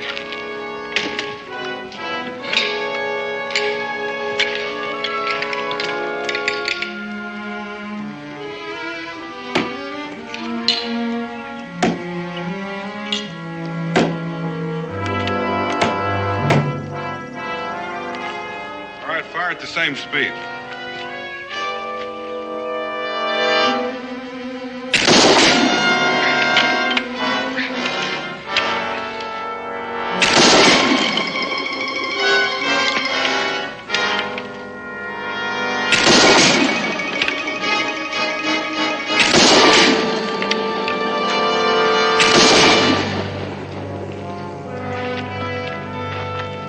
Congratulated, Major. Truly magnificent weapon. Yes, sir, Major.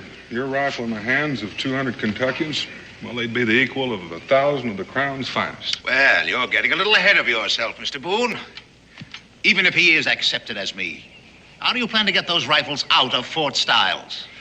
Well, that's a good question. I wish I had the answer.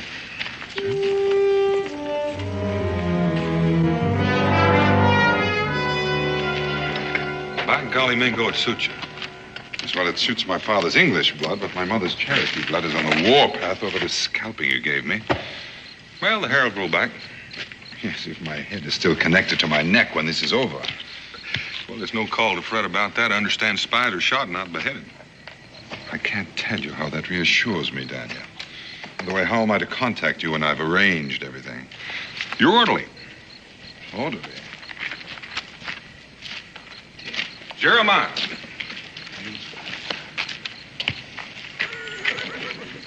Well, you reckon I'll pass for an Englishman? You will if there's a place in England called Kentucky. Huh? From now on, you're going to develop a sudden case of sore throat. Sore throat? The minute he enters that fort, he's going to go mute. Is he trying to tell me I talk funny? Oh, he meant no offense, Jeremiah. It's just that you speak a little peculiarly for a British red coat. Daniel, do you intend to remain camped here? Mm-hmm. Aren't we a bit close to Fort Stiles? I know that. But it shouldn't take you too long to figure a way to get those rifles out. The Major's wagon should come in handy. You can get word to me by Jeremiah, hopefully by morning. There's liable to be redcoats swarming all over this place come daylight, and there may even be patrols through the night. Major, I'm going to have to ask you to change your uniform. I will not, sir. Well, either you take those clothes off or Mingo and I are going to help you. Jeremiah's clothes should fit you just fine. Those filthy buckskins? Impossible. Well, now, Major, a bound and gagged prisoner in buckskin would look a lot more natural to a British patrol than a trussed-up gentleman shivering in his drawers.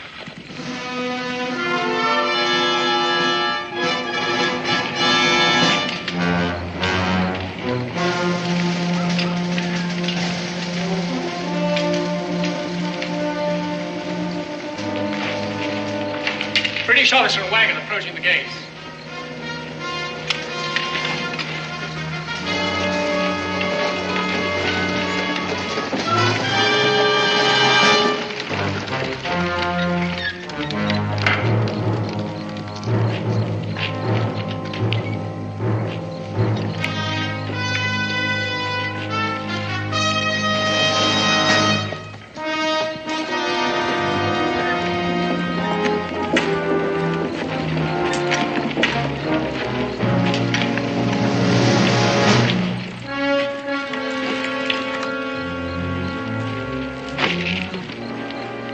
You must be Major Richardson. Colonel? I insist that you inspect my papers, Colonel. Yes, of course, but I have been expecting you, and there's several... Well, then I presume that my quarters are ready. Yes, but I thought we'd have a little talk first. Oh, where are they? Well, you're in the same building with me. Our offices, dining room, and so on are in headquarters building. Yes. Well, that should be satisfactory. Quarter my horse, won't you, please? Take my personal effects to my quarters. Now, if you please, Colonel, I should like to inspect my shipment of rifles. Where are you keeping them? Well, that's what I've been trying to tell you. I received notification early this morning that there was a storm at sea. The ship has been delayed. It's not expected to dock in Salem until late tomorrow. Yes, well, That is a disappointment, isn't it? Then I assume that you have provided a suitable place to store the rifles when they do arrive. Oh, yes, I've made room in the arsenal. They'll be quite safe there, locked up tight. But I do have a pleasant surprise for you, Major, to offset your disappointment. Oh? Yes, your 200 riflemen on their way here will arrive under the command of Captain Halstead. Captain Halstead? Barnaby Halstead. I understand you're old school chums. Oh, you mean that? Captain, of course, Captain Halstead. Yes, well, delightful. Come along.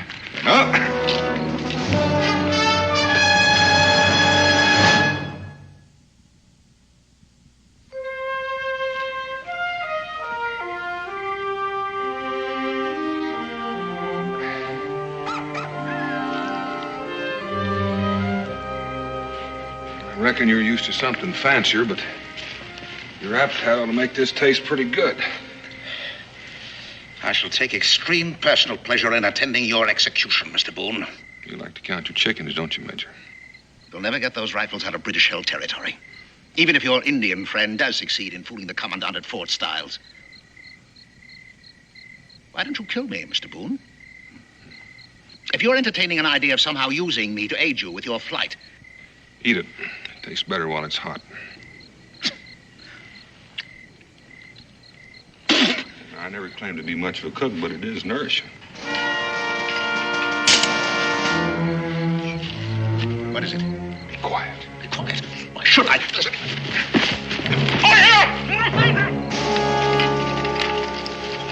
You hear something? That I did. Like someone shouting for help. Seemed to come from that direction. Right. Over here, British officer! This way.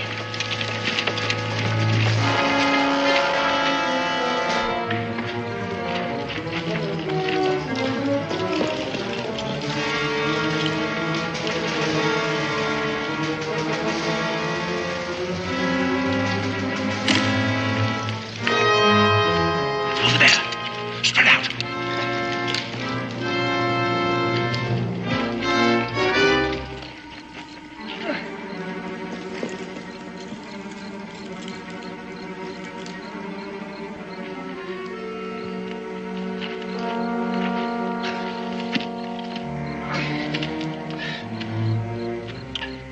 Corporal, I was never so glad to see a British uniform in all my life. That's so. See, some rebels. They made me prisoner.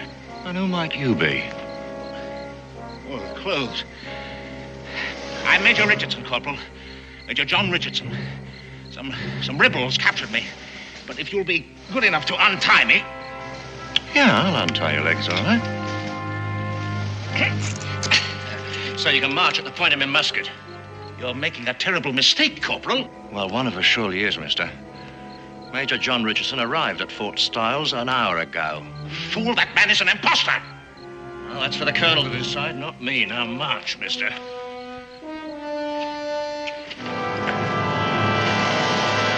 All this finery, Major, is bad for my morale. Makes me feel a bit homesick. The truly civilized man carries his civilization with him, Colonel. I, for one, should find it unbearable to have to live for very long as the primitives in this country do. Well, then I must apologize for the plain fare my orderly prepared for your palate. No. I'm quite well aware of the difficulties in finding a proper cook once one leaves England. Which is precisely why I found it necessary to bring Chester here as my orderly. Not only is he an excellent soldier, but an accomplished chef as well. Isn't that so, Chester? Perhaps you'd better not try to speak. Your vocal cords will never heal. As soon as we're settled in, I'm sure that Chester will take great pleasure in delighting you with his skills in the kitchen. What exactly happened to his voice? Dust along the trail, I expect. Inflammation of the throat. Chester, you see, is accustomed to the more salubrious climate of our homeland. And his health, I fear, is rather delicate.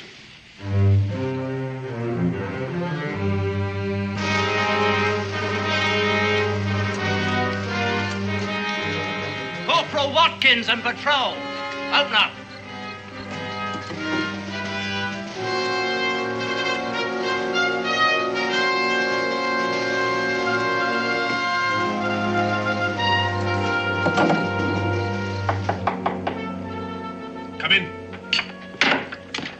Oh, sir, there's something that requires your attention.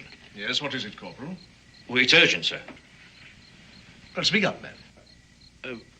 Well, I don't think you'd want to bother Major Richardson, sir. Well, I'm sure it can wait till I finish my coffee. I suppose it can, sir, but I thought you might like to attend to it now. I mean, just in case there's something to it. Not that I think there is. All right, Corporal, all right. Anything to stop your babbling. Excuse me, Major. This will only take a moment, I'm sure. What do you suppose that was all about? I don't know. But why do you keep telling him I'm such a good cook? I was playing a part, Jeremiah. Overplaying your hand is more like it. The way you talk to him, he's a colonel, you're a major. But you've seen the major. You know his reputation. He'd be arrogant before the king. Maybe, but if I do any cooking for him, you're going to have a sick colonel on your hands. That might not be such a bad idea. Look, we've got to get word to Daniel. Tell him that the rifles won't be arriving until late tomorrow and that a friend of the major's is due here. I can't just walk out of this fort. No, I guess you can't.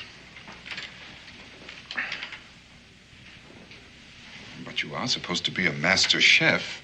And a master chef uses rare herbs and spices that grow in the woods. I wouldn't know an herb if I fell on one. Well, most people wouldn't. Well, you can't speak, so I'll give you a note to show the guard at the gate. After you've talked to Daniel, pick some weeds to take back with you. You people are ingenious. You know, your story is so ridiculous, I'm almost inclined to give it some credence. Well, why do you suppose I was tied up? And why did I shout for help? Well, certainly the corporal told you that... that... have to do better than that. Anyone can tie a rope around his legs and shout for help. The corporal surely told you there was another man there, the one they followed. Yes, and lost. Your accomplice in trying to convince us of this nonsensical story. For what reason?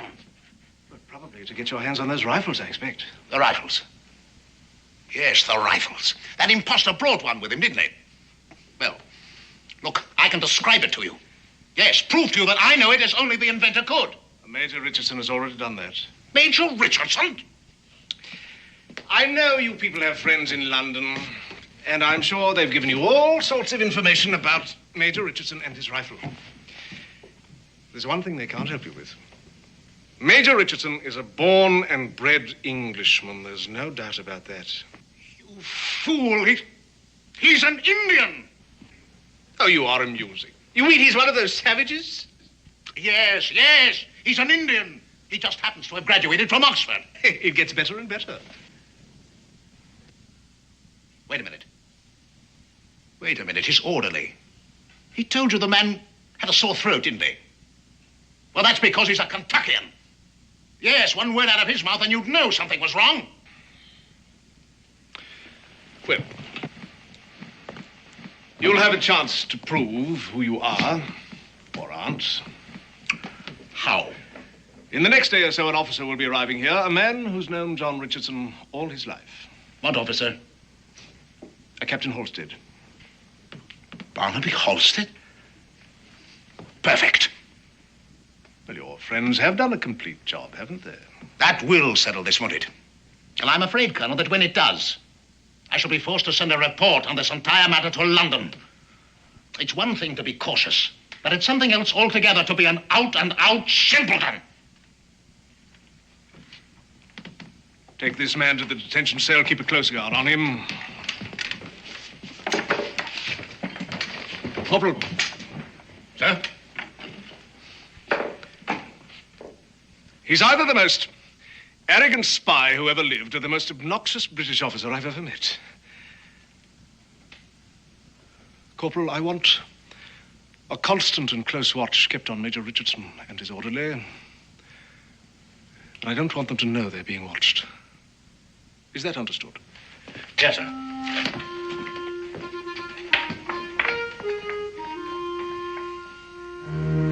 Well, it appears to me that the longer we keep up this play acting, the more apt we are to stick our foot in their mouth. Now, if them rifles don't get here pretty soon.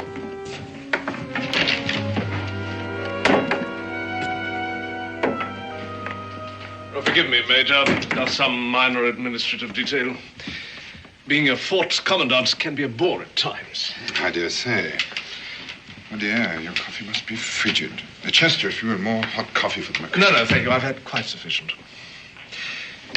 Chester, how long have you been with the Major? Oh, poor chap. That throat must be as raw as fresh-cut beef. 2 years, Colonel. He was assigned to me directly after I received my commission.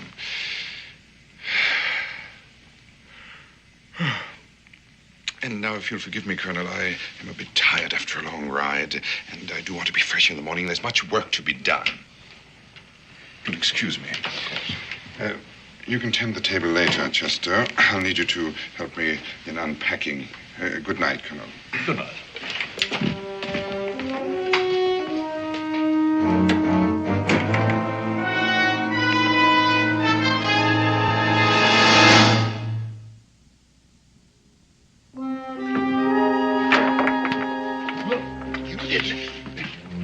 You stepped right on my... You know you pretty nigh broke my toe. You were going to answer the Colonel, weren't you? Why, he's sneaky. That's because he's beginning to suspect we're not all we're pretending to be. I don't know why, but we're going to have to be doubly careful from now on. I should pass you through the gate. Now, tell Daniel about the delay in the rifles and so forth. You're sure you can find him? Look, I may not be much of an orderly, but I ain't no oaf.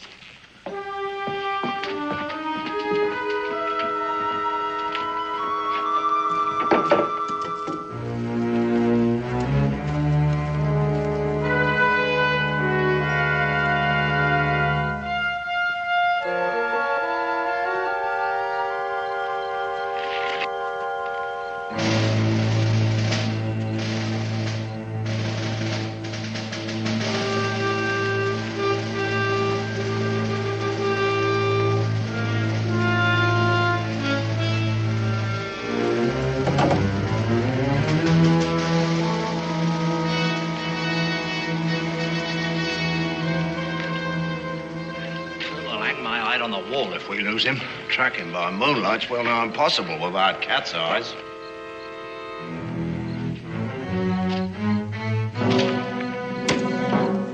This way.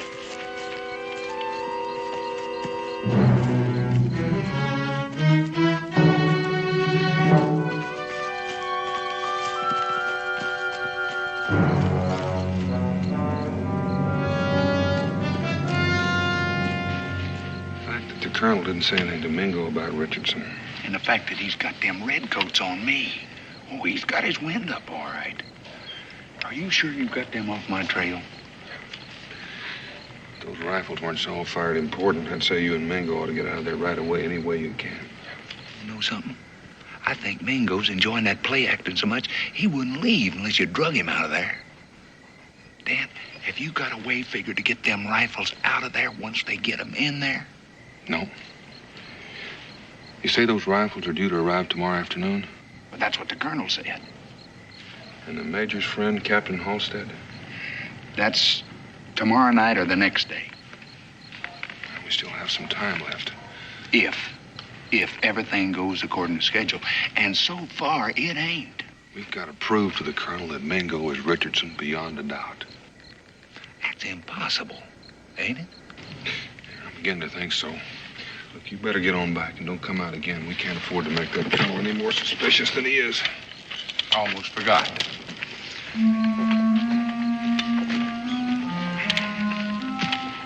What's that?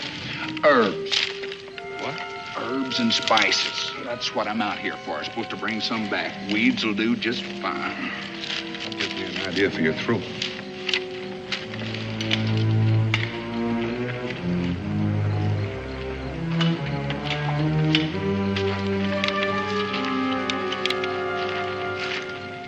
Herbs? No, it's more like red pepper. Chew it and swallow it. Makes your throat red and inflamed. Oh. Look, Dan, if I don't come out of that fort... Don't come out. Unless there's an emergency or unless the rifles have arrived. By the way, you might let the redcoats pick up your trail and follow you, and that way you'll seem perfectly innocent. You know what? I gotta hand it to you. You think of everything.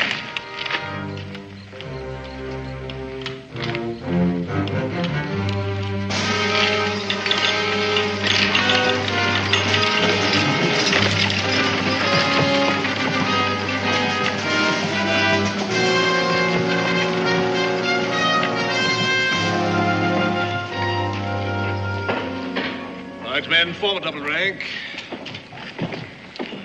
Sergeant, open them up.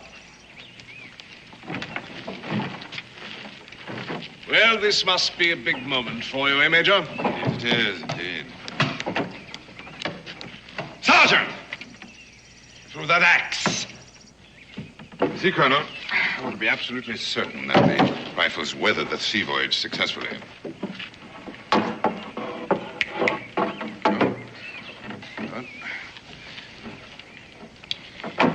There, Colonel. This is the weapon that's going to bring a quick end to the fighting. Yes, I believe it might. If it's all you say it is. Oh, it is. It is indeed, and more, I assure you. I don't suppose you'd care to give us a demonstration, would you? A demonstration? You mean right now? Yes, right now. Why not? Yes, indeed. Why not? Corporal. Sir. Arrange a target for the Major, will you? Sir.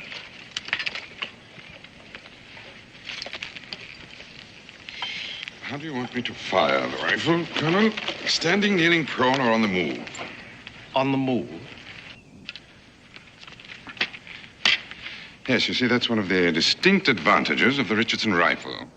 Well, the choice is yours. Yeah, very well, Colonel.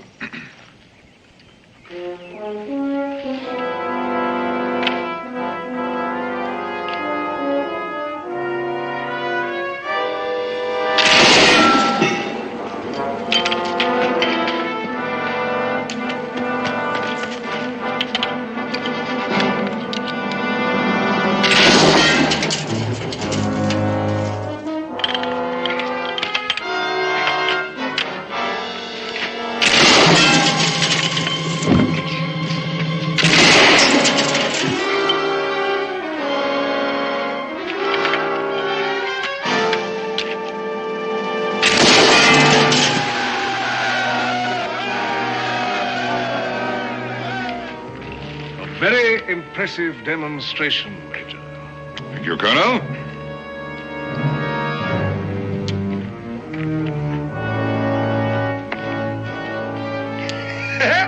That colonel was so cocksure that he was walking you right into a trap with that rifle, and all the time you was planning to walk him right into his own trap. Oh, it warms the cockles, Mingo. I do say. Well, the important thing is he's just about convinced that I really am Major Richardson. That should give us a little more freedom to work something out. Now, if nothing else happens to arouse his suspicions, we might be able to...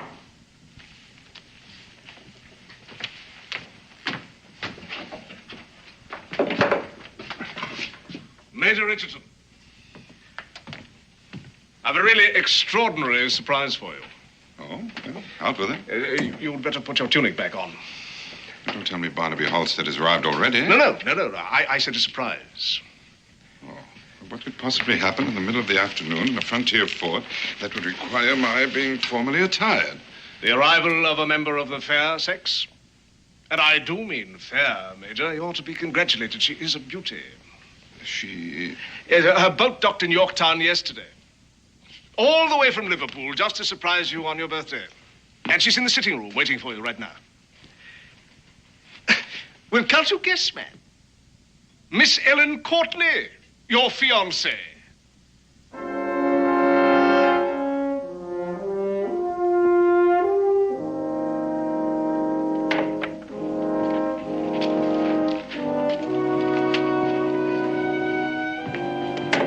Miss Courtney? Well, that's hardly the look of a man who hasn't seen his betrothed for a long time. A surprise, Colonel. Merely surprised that she'd come all the way to this wilderness.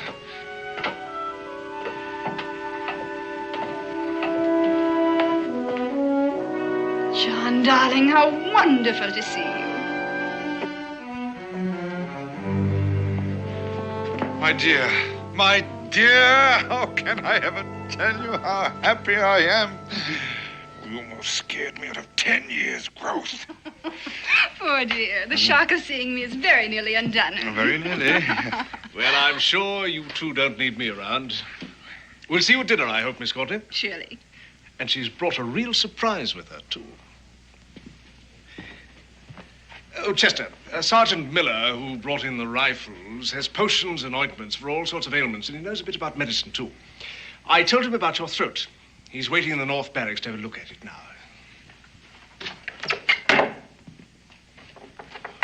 Rebecca, Boone, what in the name of heaven are you doing here? Well, convincing the colonel that you're Major Richardson, for one thing. You did a fair job of that, but don't you know the British shoot spies? Oh, I don't think the British would execute a woman. But I don't think they'd hesitate to shoot you and Jeremiah. Yes, and if that Sergeant Miller knows anything at all about medicine, we're right back where we started. Oh, no. Dan will solve that.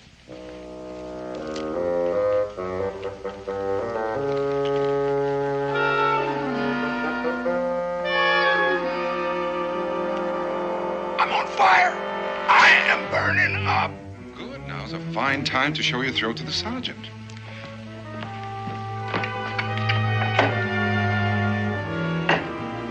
Mingo, Dan says it's going to be impossible to get those rifles out of here. Yes, if that Captain Halstead and 200 British soldiers due here any moment, he's probably right. But he does have a plan for the rifles and the major. Speaking of Daniel... The surprise the colonel mentioned. Come, my darling.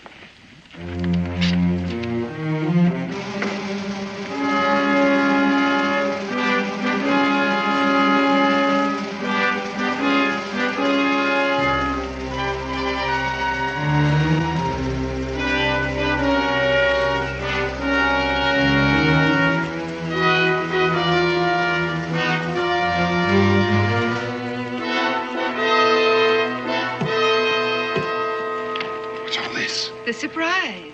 It's the rest of your things from your flat in London. You couldn't bring them when you came. Since we're going to be married, I thought... Yes, I know, but where's Daniel?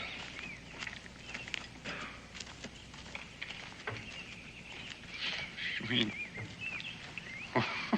It's a bit cramped, but he'll be coming out after dark. You said he agrees we can't get the rifles out. What is all this? Well, he doesn't want the British to have them either. And as long as they have Major Richardson, they can manufacture more. Yes, but what are we supposed to do?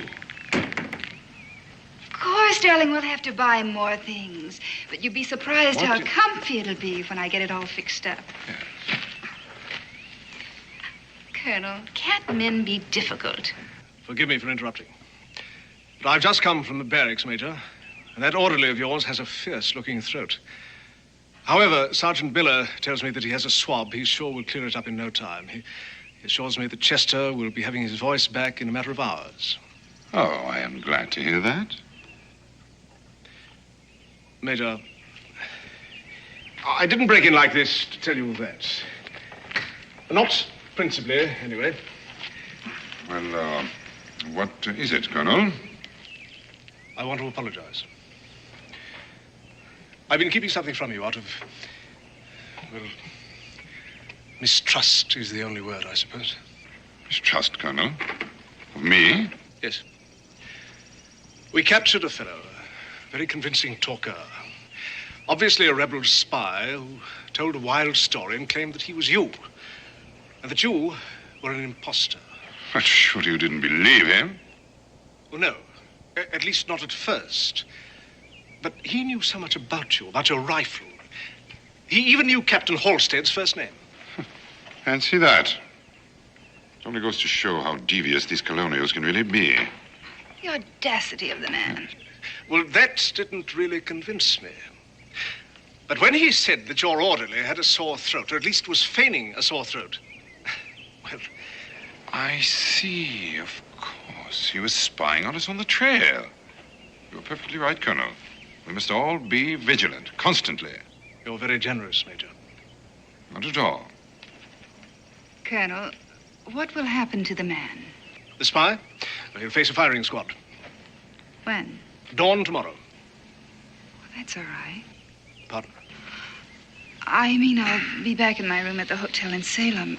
I wouldn't want to see. Of course. Well, dinner, then? Of course. Oh, I almost forgot the best part. He insisted that you were an Indian. An Indian? I? An Indian? Fancy that. That is amusing. An Indian, I? An Indian.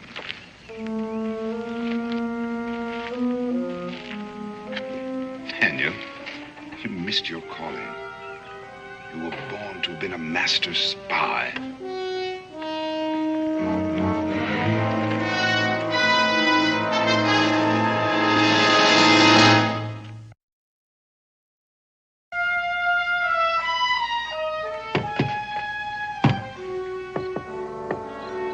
Daniel, it's time.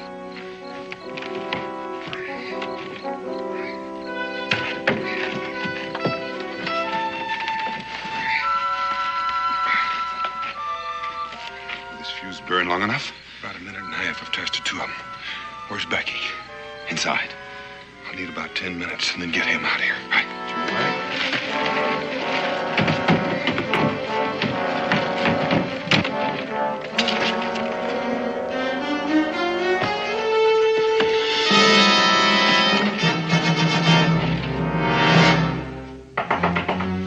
Come in.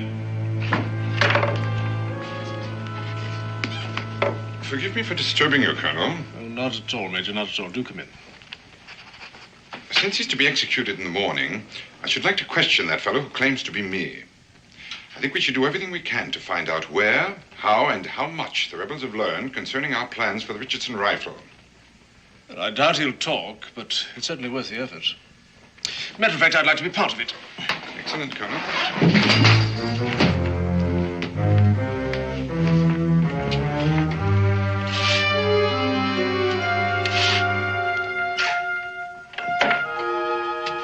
Miss Courtney, I didn't realize you were still here.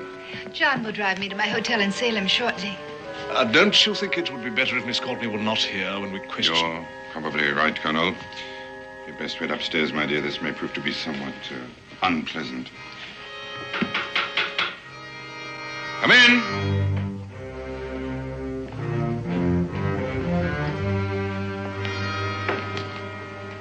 So, this is the fellow who claims to be Major John Richardson. Meet your fiancée, Major. So, you compound the crime. She's an imposter also. I see. You've decided to continue this ridiculous fiction to the end. You see nothing, Colonel, because you're a blind and thoroughgoing fool, which you will learn to your sorrow when Captain Halstead arrives. In that case, you'd better pray that Captain Halstead arrives before dawn, hadn't you? My dear. Now, look here. Don't you think you've gone far enough with this masquerade?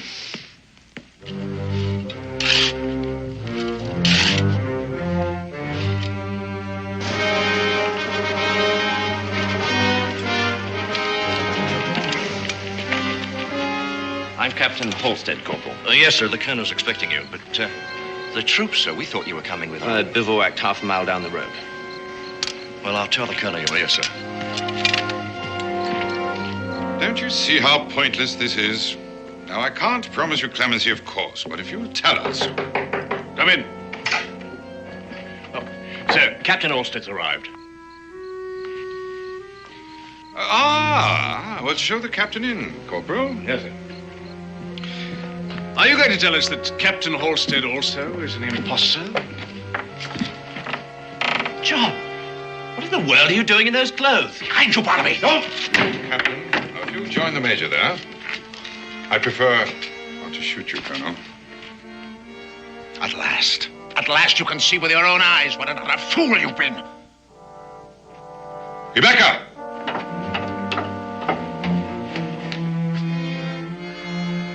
See that Major Richardson doesn't move, while we take care of them. You must think you're pretty clever. You're not clever enough to get out of here alive. We'll do the best we can, Colonel, I assure you. Now, if you'll turn that chair around. Sit down and put your hands behind your back.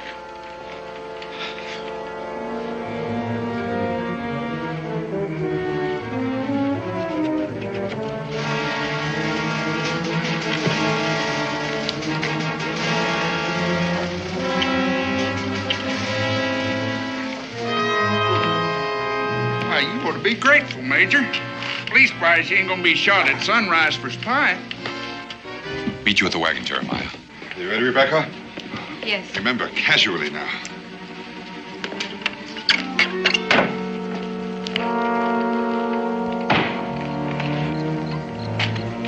Evening, Corporal.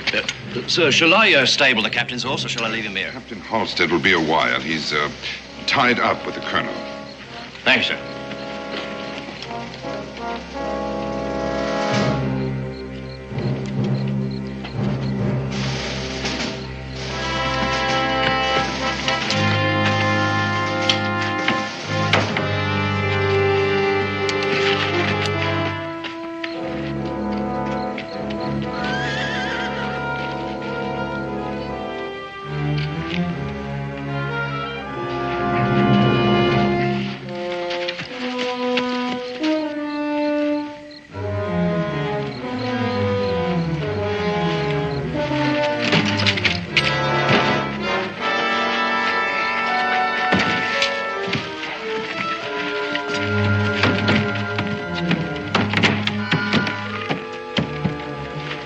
Daniel, we're ready.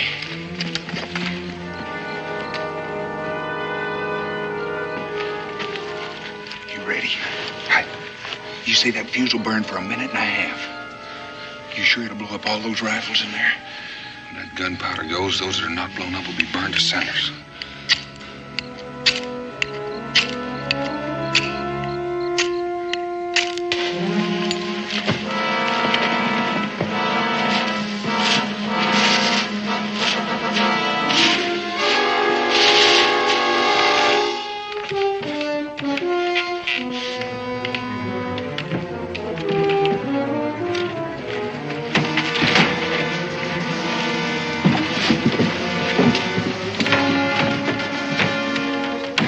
Get out of here.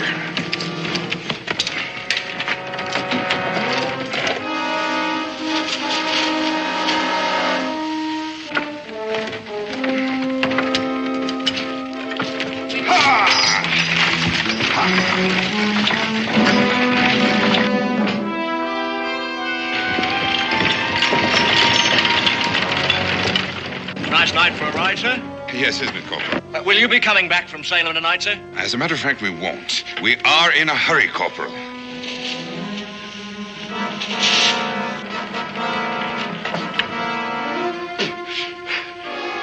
Corporal of the Guard! Corporal of the Guard! Stop those people!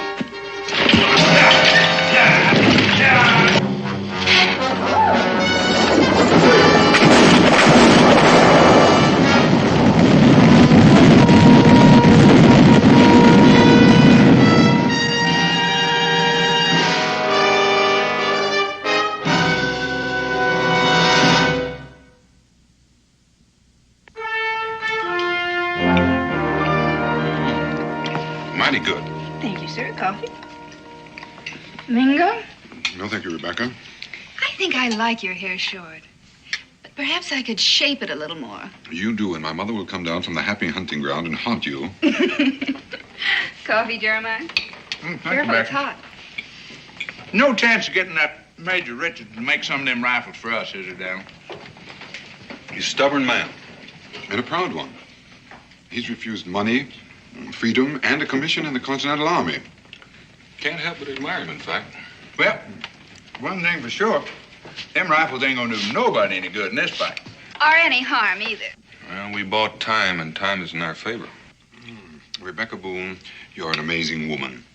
Wife, mother, spy.